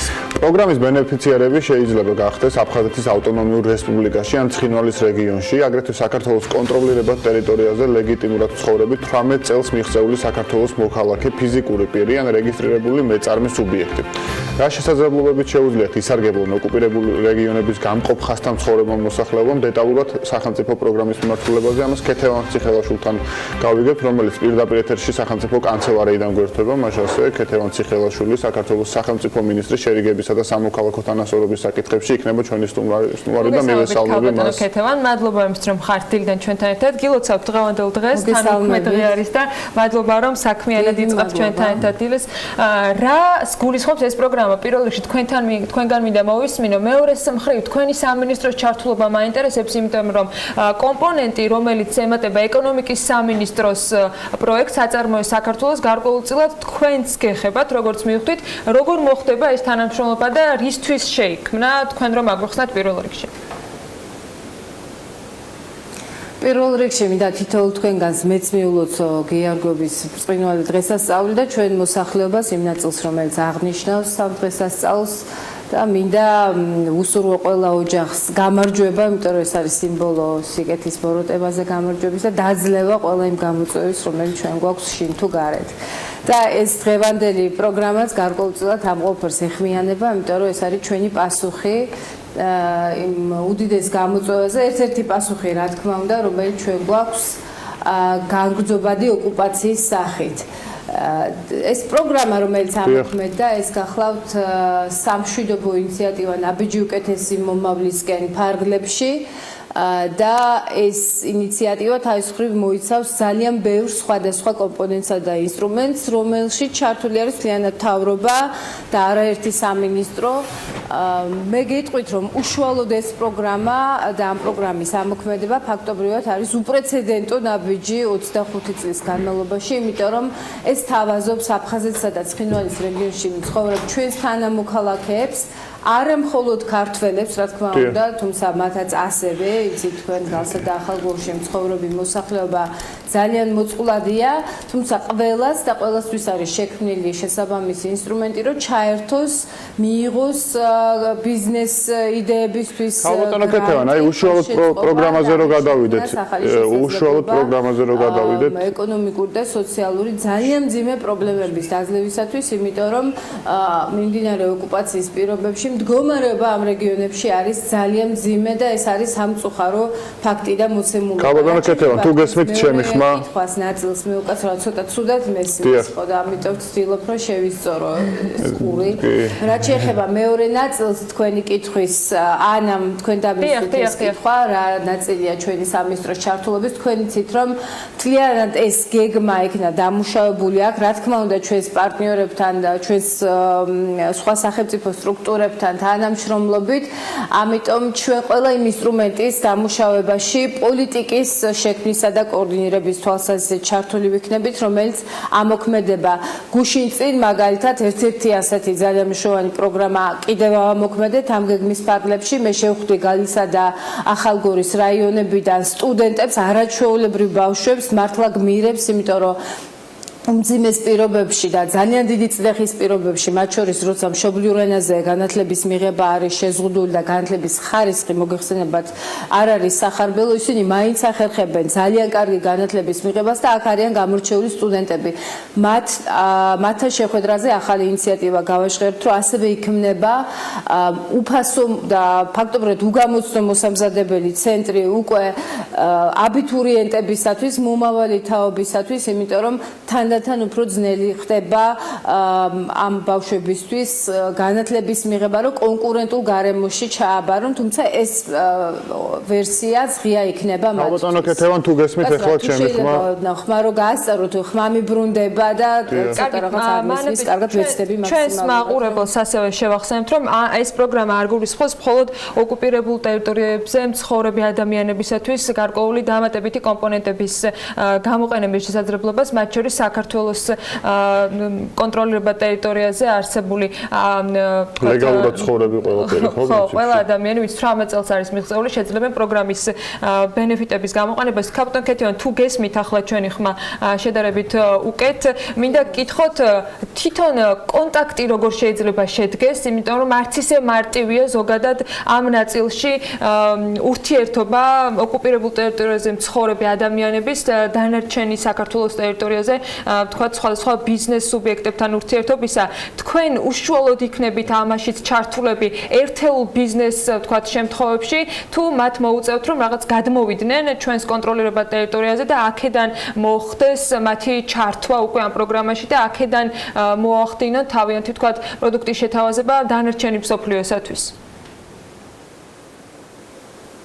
პირველ რიგში უშუალოდ ამ პროგრამის არსრად შეეხება, ნამდვილად ეს ითვალისწინებს როგორც ინდივიდუალური, ასე განსაკუთრებით და უფრო მსხვილი საგრანტო მოცულობით საერთო პროექტების დაფინანსება 7-დან 35,000 ლარამდე და ბუნებრივია ყველა შეუძლია ჩართვა, ყველა საქართველოს მოქალაქეს. მთავარი პრინციპი არის ის, რომ ეს ეკონომიკური საქმიანობა უკავშირდებოდეს ვაჭრობას გამყოფი ხაზების გასწორებით. თქვენ ალბათ მოგეხსენებათ, იმიტომ რომ გადაცემის პროფილია ისეთი საქმიანი თუ რამხელა მნიშვნელობა აქვს საერთო ეკონომიკურ ინტერესს და ვაჭრობას, მათ შორის სწორედ სამშვიდობო მიზნებისთვისაც ჩვენი საკუთარი გამოცდილებითაც ვიცით და გვახსოვს მიუხედავად მანკიერი ფორმისა ერგნეთის ბაზარმა თავის დროზე ცხინვალის მიმართულებით ძალიან მნიშვნელოვანი სამშვიდობო როლი ითამაშა და ფაქტობრივად ყოფილ დონეზე ამოწურა კონფლიქტი, როდესაც ხალხს ჰქონდა ვაჭრობის შესაძლებლობა და საერთო ეკონომიკური ინტერესი. ამიტომ ამოცანა გახლავთ პირველ რიგში, რა თქმა უნდა, კონფლიქტით დაზარალებული მოსახლეობის დახმარება და ამავდროულად ნდობის შენებლობა და სამშვიდობო პროცესის წახალისება, რომელსაც ისედაც უამრავი გამოწვევა აქვს პირდაპირ მავთუხლართების რუსული ტანკების სახით და ძალიან მიზანმიმართული დაშორიშორების. ქალბატონო კეთევან, ბიუჯეტი რამდენი არის ამ პროექტის? არის მძიმე ანუ თითოეულ შემთხვევაში როგორც მოგახსენეთ 7-დან 35,000-მდეა საპილოტო ფაზაში არის უკვე განსაზღვრული ბიუჯეტში 9 მილიონი, მაგრამ ეს არ არის ამომწურავი საპილოტო, იმას ნიშნავს რომ ჩვენ ალბათ დავაკურდებით ამ პროგრამის ასე ვთქვათ წარმართვის ტემპს. მე ზუსტად ვიცი და აი თქვენ წინა კითხვას უბრუნდები რომ არსებობს ძალიან მაღალი ინტერესი, კონტაქტებიც არსებობს და ძალიან ბევრი ჩაერთვება. ჩვენ აქ სხვა ტიპის დაბრკოლებებზე ვსაუბრობ და ალბათ ესეც არ არის გასაკვირი მაყურებლისათვის, რომ მუდმივად არის ამ ყველაფრის ხელშეშლის მცდელობა, ამ ინიციატივის გარეშეც გადაადგილების თავისუფლება არის ძალიან შეზღუდული და ეს რუსეთის პოლიტიკა კონფლიქტის გადაუჭრელ ფაზაში შენარჩუნება და დაშორიჩორების გაღრმავება ხალხთა შორის და ამ პირობებში რა თქმა უნდა კონტაქტი არ არის მარტივი, მაგრამ დღესაც მიდის იქ ვაჭრობა. დღესაც მიუხედავად უმძიმესი გამოწვევებისა ადამიანები ახერხებენ, იმიტომ რომ სასიცოცხლოდ მნიშვნელოვანია ამ პროგრამაში მთლიანად სამშვიდობო ინიციატივაში გათვალისწინებულია სხვა ინსტრუმენტებიც, რომელიც ხელს უწყობს ნდობის შენებლობას და დიალოგს და იმ კონტაქტის, ასე ვთქვათ, პირველ კონტაქტს თუნდაც რომელიც შეიძლება მომავალში შედგეს იმ პირებისთვის, რომელსაც დღეს არ გააჩნია და ეხლა გამზადებული ბიზნეს პროექტი შეიძლება არ ქონდეს ძალიან ბევრ ადამიანს, იმიტომ რომ მათ ყოველდღიური გადარჩენის პირობებში უწევთ ცხოვრება.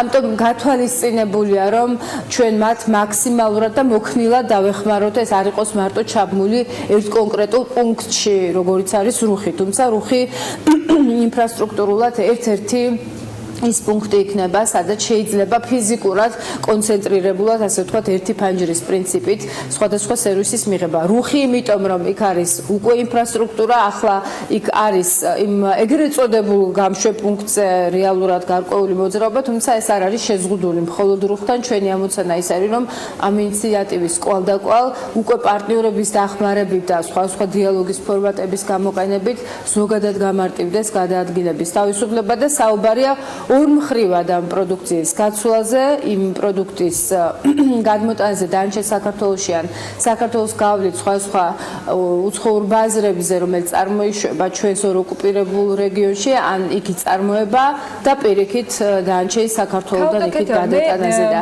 მე მგონია რომ ეს პერსპექტივაში მიუხედავად დაბრკოლებების აუცილებლად იმუშავებს.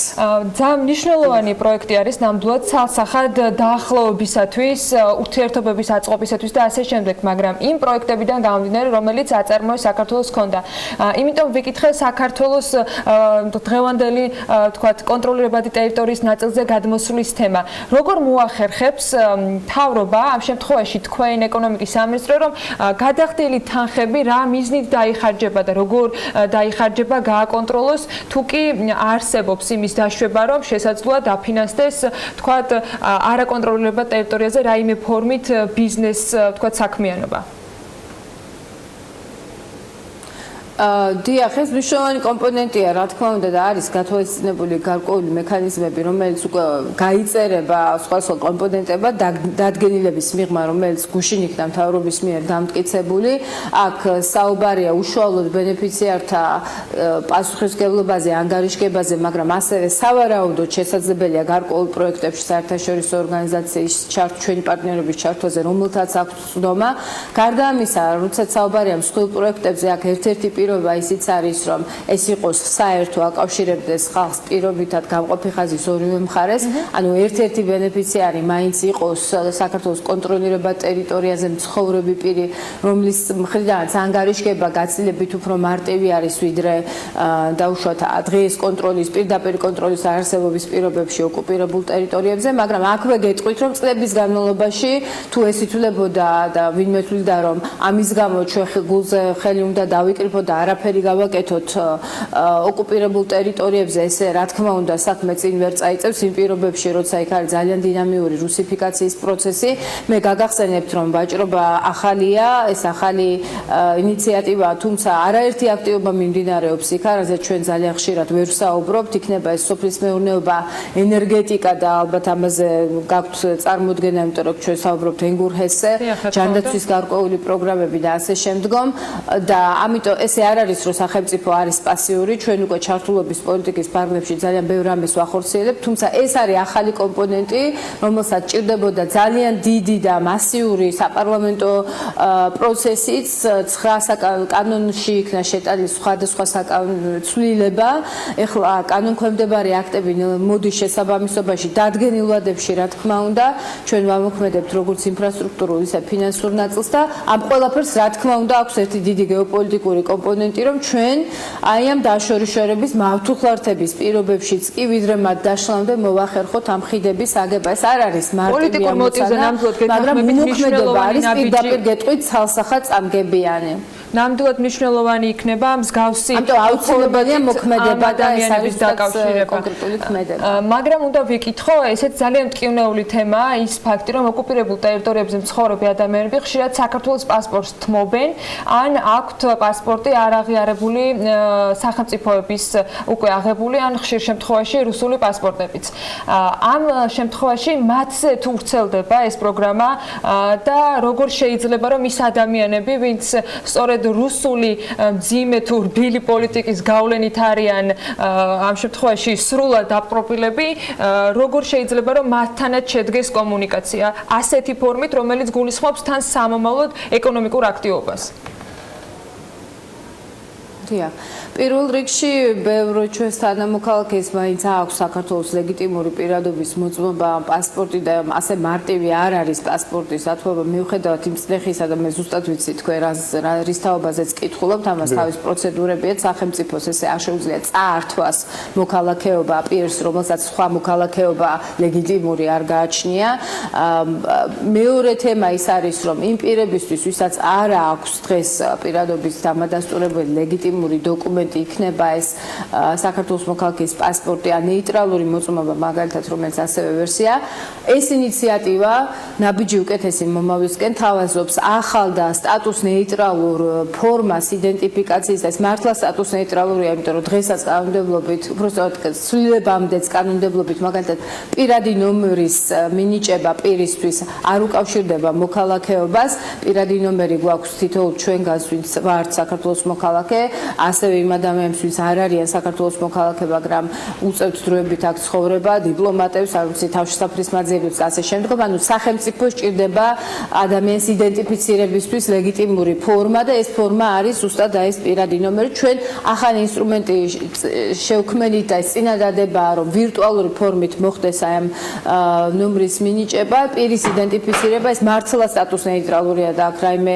სხვა მოძრაობებს არ აქვს ადგილი ვიცით რა რომ ისინი ჩვენი მოქალაქეები არიან ლეგიტიმურად ცხოვრებ პირებს გულისხმობ რა თქმა უნდა და არა ოკუპანტებსა და მათ არ ვიცი უკვე ოჯახს თუ შთამომავლებს თუ პენსიაში გასულ ოკუპანტებს არამედ ლეგიტიმურ მცხოვრებ პირებს აფხაზებს ოსებს თუ სხვა ეროვნების ადამიანებს რა თქმა უნდა ქართველებს რომლის იდენტობის დადგენა მარტივად არის და შესაძლებელი და ამისთვისაც გაწერილია ეს პროცედურები და მათთვის რახა სხვადასხვა მიზეზით ვერ ახერხებენ ან შეიძლება არ ახერხებენ აღებას ამ დოკუმენტების გვაქვს ეს აბსოლუტურად ახალი სტატუს ნეიტრალური ფორმა რომ ჩაერთოს ეკონომიკურ საქმიანობაში და კონკრეტულ სერვისებზე გაიხსნეს წვდომა და ესეთი სერვისია მაგალითად უკვე ელექტრონულად მეწარმე დარეგისტრირება საგადასახადო შეღავათებით სარგებლობა უშუალოდ გამყოფ ხაზებზე ვაჭრობის შემთხვევაში და ესეც ძალიან მნიშვნელოვანი სიახლე და წამახალისებელი უნდა იყოს ამ ადამიანებისთვის ვისაც ისედაც ძალიან უჭირს რომ კიდე საგადასახადო ტვირთით არ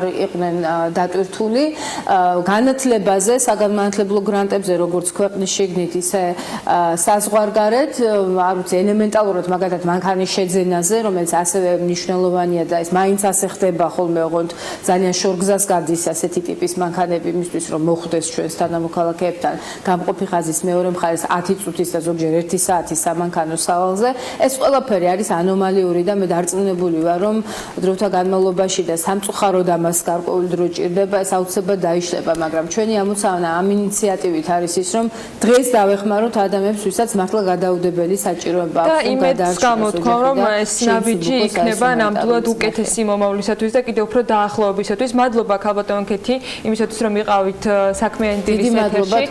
იმედს დავიტოვებ და რა თქმა უნდა თქვენგან პირობას რომ პირველი ბენეფიციარების წარდგენა გაცნობის შესაძლებლობა გვექნება ასევე ჩვენი მაყურებლისათვის, ვინც ამ პროექტში ჩაერთვება და მიიღებს მონაწილეობას. ქეთევან ციხილაშვილი საქართველოს სახელმწიფო მინისტრი შერიგებისა და სამოქალაქო თანასწორობის საკითხებში საუბრობდა საქმიანი დილის ეთერში. მადლობა მას ინფორმაციისათვის. ჩვენ ახლა ცოტა გრძელვადიან ამინდის პროგნოზს უნდა გადავხედოთ, ნახოთ როგორი უქმეები გველოდება საქართველოს სხვა ქალაქში, დედაქალაქში მათ შორის და არა მხოლოდ. მცირე სარეკლამო პაუზის შემდეგ კი დაგებრუნდებით სტუმრებთან ერთად.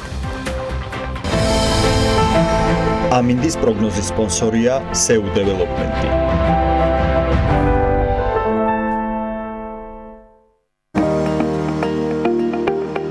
ამინდის პროგნოზის სპონსორია სადაზღვევო კომპანია უნისონი. თავისუფალი დაზღვევა თქვენი სიმშვიდისათვის.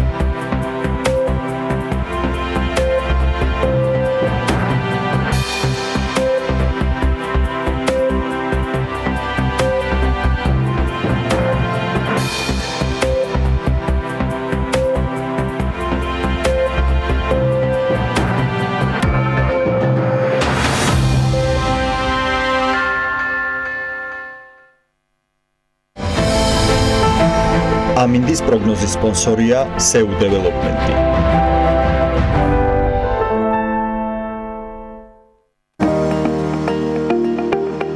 ამინდის პროგნოზის სპონსორია სადაზღვევო კომპანია უნისონი. თავისუფალი დაზღვევა თქვენი სიმშვიდისათვის.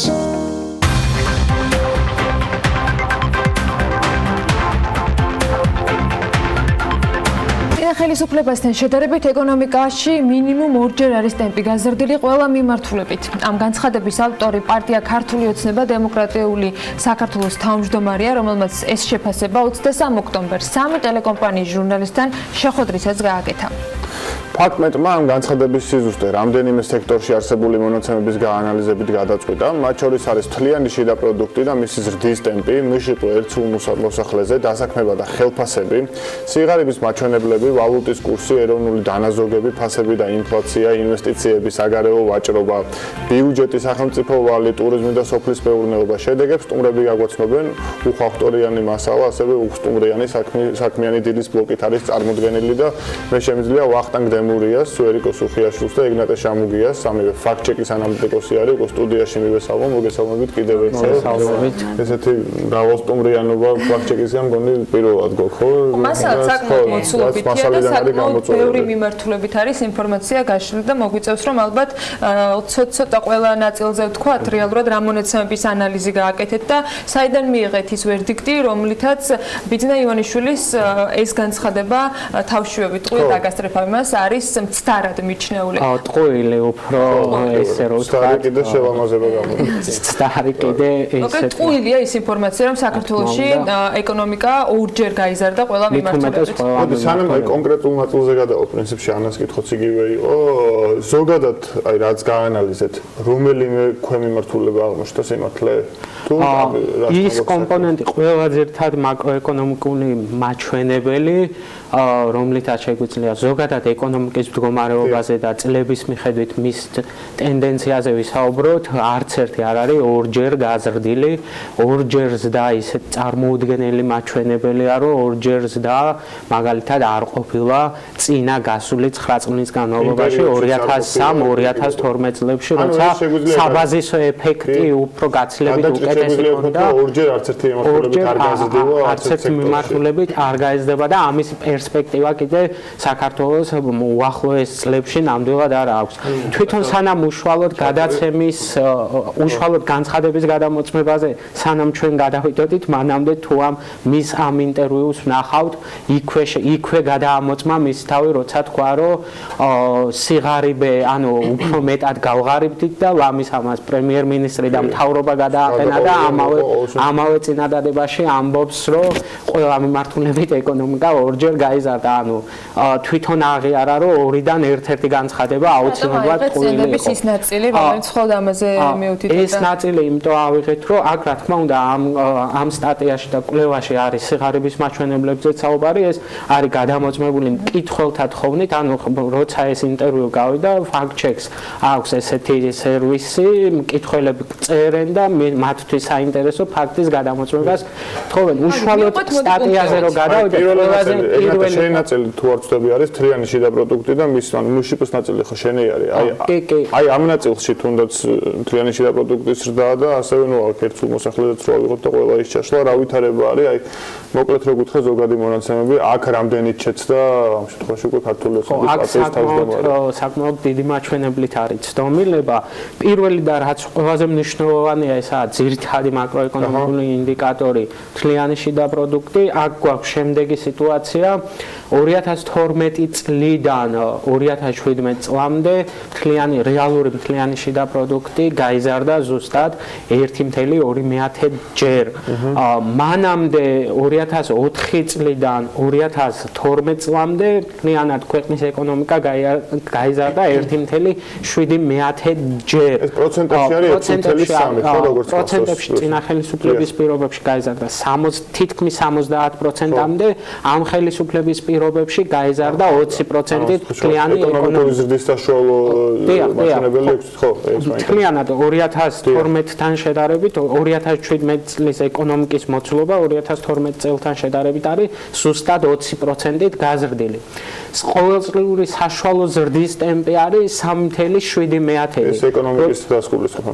ყოველწლიური ეკონომიკური ზრდა, რაც წინა წლებში დაუშვათ 2014-2012 წლებში იყო 6.2%, მით უმეტეს იმ ფონზე, როდესაც ჩვენ გვაქვს 2008 წლის 2.4%-იანი ზრდა, რომელიც დაკავშირებული იყო ომთან და შემდგომ 2009 წელი, როცა ეს ყველაფერი ორი უარყოფითი ფაქტორი იყო, ერთი ომი და მეორე სოფლიოს ფინანსური კრიზისი. სანამ ვახტანგთან გადავიდო და შემდეგ კითხვა, შეგვიძლია ვთქვათ, რომ ამ ნაწილში აი ერთ-ერთი ყველაზე მკაფიო ჩავარდნა არის სიმართლესთან მიმართებით, ხო?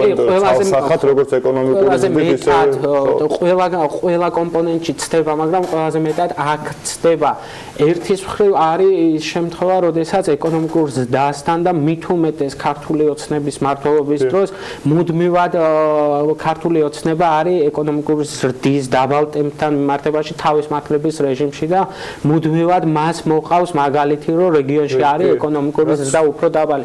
კი, შეგვიძლია ვთქვათ, რომ რეგიონში არის ეკონომიკური ზრდა უფრო დაბალი, მაგრამ ამ დროს რა თქმა უნდა არ არის ერთადერთი მიზეზი, ამ დროს სამთავრობო პოლიტიკა რამდენად პასუხობდა, როცა მას უკვე ჰქონდა წინასწარ პროგნოზი, რომ რეგიონში დაბალი ეკონომიკური ზრდა იყო, მან იმისთვის, რომ საქართველოში ეკონომიკური ზრდა უფრო მაღალი ტემპი რო ყოფილიყო, ამისთვის რა ნაბიჯები გადადგა. ანუ ეხლა სანამ გადაცემაში მოვიდოდი, რაღაც გადავხედე გასული 5 წლის რაღაც განცხადებებს ან გადაწყვეტილებებს და პირიქით ეკონომიკისთვის სასარგებლო გადაწყვეტილება ნაკლებად მახსენდება, პირიქით რიგ შემთხვევაში ზრდის შემაფერხებელი გადაწყვეტილებები უფრო იყო. თქვენთან უნდა გადმოვიდეთ შემდეგ ეკუსის ლარის კურსი არის, როგორც ვიცი, ამ კვლევიდან თქვენი ნაწილი ამ მიმართულებით რა ვითარება გვაქვს და ზოგადად აქ რამდენად არის სიმართლესთან თავსებადობა, რა პროცენტში გვაქვს აცდენა. ანუ თავისთავად ცხადია, ლარის კურსი არის ერთ-ერთი პრობლემატური საკითხი ქართული ოცნების მმართველობის პერიოდში და ერთ-ერთი ყველაზე რეზონანსული, მან ბევრი საუბარი მიდის ამაზე, ვადარებთ ნაციონალური მოძრაობის პერიოდს. ანუ დასაწყისში ლარის კურსი იყო დაახლოებით 2.1 2003-დან, მაგრამ ეს მაჩვენებელი გამყარდა 1.65-მდე, რასაც ნაციონალური მოძრაობის ლიდერი მიხეილ სააკაშვილიც აღნიშნავს ხოლმე სხვადასხვა ინტერვიუების. ვალებს ამ კურსით გაგვესტუმრებინებს ყოველდღე მაგას ამბობს. და რაც შეეხება ქართული ოცნების პერიოდს, ან თავისთავად ლარის მკვეთრი გაუფასურება დაიწყო 2014 წლის ბოლოდან. როგორც ასეთი, რასაც ჰქონდა სხვადასხვა მიზეზები, თქვათ შიდა და გარე, ხშირად პოლიტიკოსები მხოლოდ შიდა, ან მხოლოდ გარე ფაქტორებზე ამახვილებენ ყურადღებას, მაგრამ ჩვენ ყოველთვის აღვნიშნავთ, რომ ანუ მათი კომბინაციის განხილვა არის საჭირო. ჯამში მნიშვნელოვანი შედეგი და ამ შედეგს რა თქვათ სურათის ჩვენება შეუძლია. როგორ შეიცვალა ბოლო 6 წლის განმავლობაში, როგორც ყოფილი პრემიერი აღნიშნავს, მდგომარეობა ამ მიმართულებით. ხო, სანამ პასუხს გაცემ, ეგნატეს ნაწილში, როდესაც ვაუბრობდით, იქ იყო საუბარი იმაზე, რომ 1.2-ჯერ გაიზარდა, ხო და ანუ იქ ზრდაზე იყო საუბარი, თუმცა არა დამაკმაყოფილებულზე. და ამ შემთხვევაში შენ ნაწილში ზრდაზე გვაქვს საუბარი თუ საერთოდ გაუარესება არის? გაუარესება, რა თქმა უნდა, დიახ, ანუ 1.65-დან დაახლოებით 2.6-მდე გაუფასურების ნაწილი. დიახ.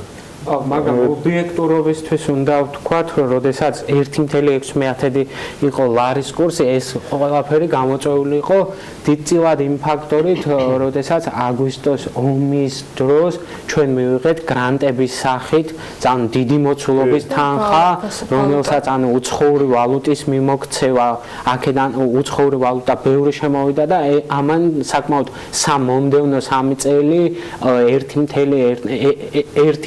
1.6-დან შუალედში შეინარჩუნა 3 წლის განმავლობაში ლარის კურსი, რაც გვახსოვს. აუცილებლად უნდა აღინიშნოს მომენტი, რომ 2014 წლის ბოლო პერიოდი ემთხვევა ასევე დოლარის ინდექსის გამყარებას მთელ სოფლიოში, თითქმის ყველა ვალუტა გაუფასურდა დოლართან მიმართებაში. და და ასევე რეგიონში მთელი რიგი კრიზისები დაიწყო უკრაინის საკითხი, თქვა თურქეთში და ასე შემდეგ და ასე შემდეგ, ამასაც აღნიშნავენ ხოლმე, მაგრამ მეორე მხრივ მთავრობის გარკვეულ მოქმედებაზე თუ მოქმედობაზეც მათ შორის საუბრის გარეშე, ანუ ვერ შეექმნით სრულყოფილ სურათს. აი, რამდენი მოქმედა ამ ყველაფერმა ფასებთან და ინფლაციასთან დაკავშირებით, როგორი იყო დინამიკა, რომ შევადაროთ წინა პერიოდის და მიმდინარე ხელისუფლების პირობებში, წლების განმავლობაში, რამდენად იყო აქ ის გაუმჯობესება ორჯერადი, როგორც ვიდრე ივანიშვილი ამბობს, ბოლო წლებში. რაც შეეხება ინფლაციას, ნაციონალური მოძრაობის დროს ეს მაჩვენებელი იყო საკმაოდ მაღალი, განსაკუთრებით 2006-2008 წლებში, ანუ 9.2-დან 10%-მდე, მაგრამ აქაც უნდა აღინიშნოს, რომ ინფლაცია როგორც ასეთი არის მაღალი ეკონომიკური ზრდის თანამდები მომენტი და ამ პერიოდში აღინიშნულოდა მაღალი ეკონომიკური ზრდა, ანუ როგორც ზეგნატემ აღნიშნა ჩვენს პერიოდთან შედარებით.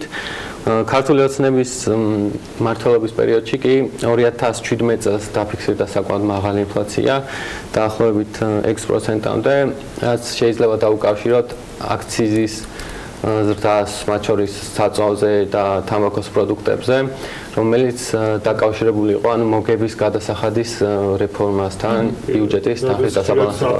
და ეს იქნება ალბათ ის ნაწილი, რომელიც შეგვიძლია გავახსენოთ. განსაკუთრებით თუ ვიტყვით ინფლაციის ნაწილზე, ანუ ხელისუფლება თუ იტყვის, რომ ინფლაცია მიზნობრივ მაჩვენებელზე იყო მუდმივად, ამას საკუთარ თავზე ვერ დაიბრალებს, იმიტომ რომ ინფლაცია უკავშირდება მიზნობრივი ანუ ინფლაციის დონის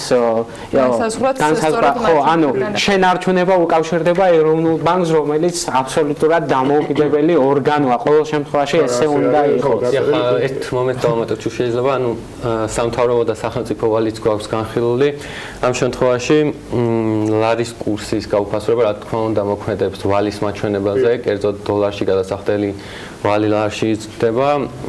ამ თვალსაზრისით თუ ავიღებთ საგარეო ვალს შემცირებული გვაქვს, მაგრამ თუ გადმოვიყვანთ ეროვნულ ვალუტაში, ჯამში გაზრდილი. შენ უნდა დააბრალო შენ თანამშრომლებს შენი დროის შეჭმისთვის, ახლა შენ გითმობ დროს პრინციპში შენ სოფლის მეურნეობა მოიხილე, როგორც მე ვიცი, ეს ერთ-ერთი პრიორიტეტული დარგია და ხშირად ახსენებს ხოლმე, არა მხოლოდ ბიძინა ივანიშვილი, არამედ მთელი ხელისუფლება ამაზე აპელირებს. ავითარება ამ შემთხვევაში და შედარების შემდეგ რა გაიგო?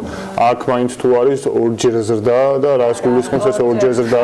არც სოფლის მეურნეობაში არ გვაქვს, მიუხედავად იმისა, რომ ვიცით მართლაც, რომ ქართული ოცნებისთვის პრიორიტეტული დარგია სოფლის მეურნეობა და თანხების ძალიან მნიშვნელოვანი ნაწილი არის მიმართული ამ დარგის დასაფინანსებლად. 2013-17 წლების განმავლობაში სოფლის მეურნეობაში 1.427 მილიონი ლარი არის ჩადებული. ამის მიუხედავად სოფლის მეურნეობის რეალური ზრდა შემცირებულია, როგორც ვიცით, 2017 წელს სოფლის მეურნეობის ზრდა 2.7%-ით შემცირდა და 2016 წელს 0.3% იყო რეალური ზრდა და იგივე ტენდენციები არის შენარჩუნებული 2017 წელსაც. თუ გადავხედავთ ჩვენ სოფლის მეურნეობის წილიც მთლიანში და პროდუქტში კლების ტენდენციით ხასიათდება და 2013 წლიდან სულ შემცირება გვაქვს და საშუალო მაჩვენებელი დაახლოებით არის 8%, როდესაც წინა ხელისუფლების დროს საშუალო მაჩვენებელი დაახლოებით 11.3% იყო. ესე იგი შეიძლება ვთქვათ, რომ რეალური გამოშვებაც მოშოპოში წილი, ესე იგი შემცირებულია და გაუმჯობესება არც ამ მიმართულებით არა გვაქვს. თუ გადავხედავთ სოფლის მეურნეობის სხვა მაჩვენებლებსაც, ნათესი ფართობებიც ბოლო წლებში შემცირებულია, ასევე შემცირებულია ერთწლოვან კულტურების გამოშვებაც და შეიძლება ითქვას, რომ ზრდა გვაქვს მხოლოდ ყურძნის მიმართულებით, ყურძნის გადამუშავება არის გაზრდილი და მიმდინარე წელს მართლაც რეკორდული რაოდენობა იყო და 230,000 ტონაზე მეტი ყურძენი გადამუშავდა.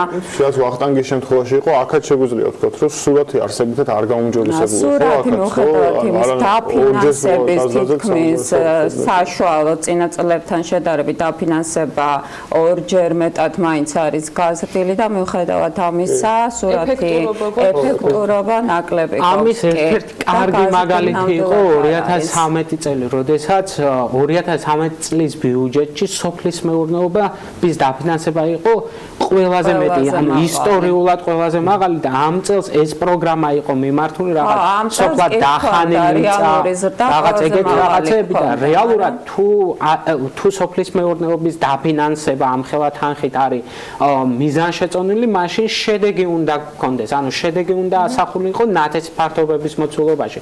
ზოგადად საშუალო მაჩვენებელზე 10,000 ჰექტარით მეტი მიწა დამუშავდა იმ წელს. ანუ გამოდის რომ ჩვენი სოფლის მეურნეობის დაფინანსება და ეს პროგრამები არ არის რაიმე ეკონომიკური აქტივობის წამახალისებელი პროგრამა არაა სოფლის მეურნეობაში, არამედ ჩვეულებრივი სოციალური დახმარება, ანუ ჩვენთან ხომ მცირემიწიანი ფერმერები არიან 1 ჰექტარამდე გააჩნიათ და ეს ხალხი თვითონ იმ მიწას ამუშავებს შინამეურნეობის ბიზნეს გეგმისთან ეს არის თვითმოხმარებისათვის. ჩვენ ფულს რო ვაძლევთ მის დასამუშავებლად, მას ისედაც გააჩნია, გამოდის რომ ეს ფული რაღაც საშუალოდ 75 ლარი ისედაც გააჩნია, რომ 1 ჰექტარი მიწა დაამუშავოს და იქ რაღაც სიმინდი მოიყვანოს, ან რაღაც კარტოფილი რომ მოიყვანოს, ამისთვის რეალურ შედეგს არ გვაძლევს. ეგ ანუ წინა ხელისუფლების დროსაც იყო დაახლოებით იგივე მსგავსი რაღაცა, როცა ვაუჩერების დარიგება და ხო, რა თქმა უნდა, უბრალოდ იქ სხვა პროგრამა, სხვა სახელი ერქვა, აქ სხვა სახელი,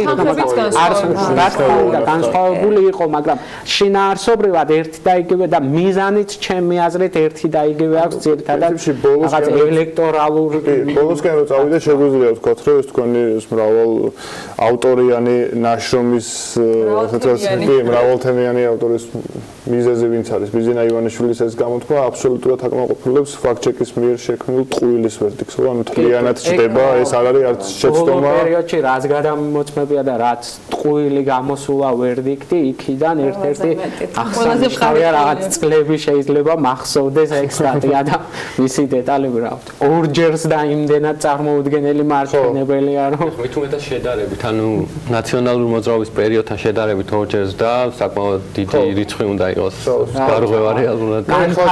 განვითარებული ეკონომიკის ქვეყნებს გაუსწრებდით თლიანად მიშედეს ფაქტ-ჩეკის ვებგვერდს და ამის წინა სტატია ბიზინა ივანიშვილზე არის, რომ მისი განცხადება არის, ჩემი სიცრუე არავის უნახავსო და ესეც საკმაოდ ტყუილად არის შეფასებული, ანუ ეს სტატია შეგვიძლია იმ სტატიის იმას ჩაამატოთ.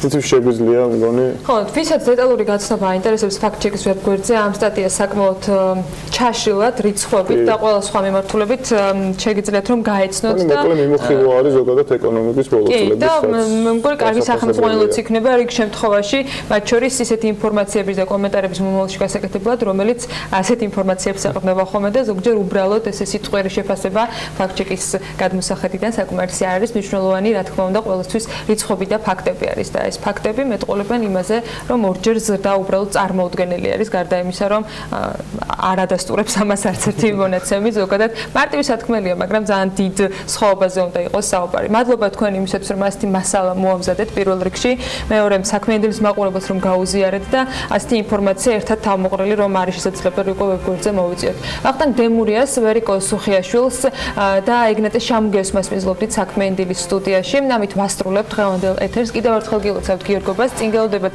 დღის ამბების საინფორმაციო გამოშვება ტელევიზიის გუნდთან ერთად, ქალების ნარატივის ძალიან საინტერესო ეთერი ელენე კვანჭილაშვილთან ერთად და რა თქმა უნდა ანალიტიკა ბედნიერ უქმეებს გისურვებთ. შეხვედრამდე.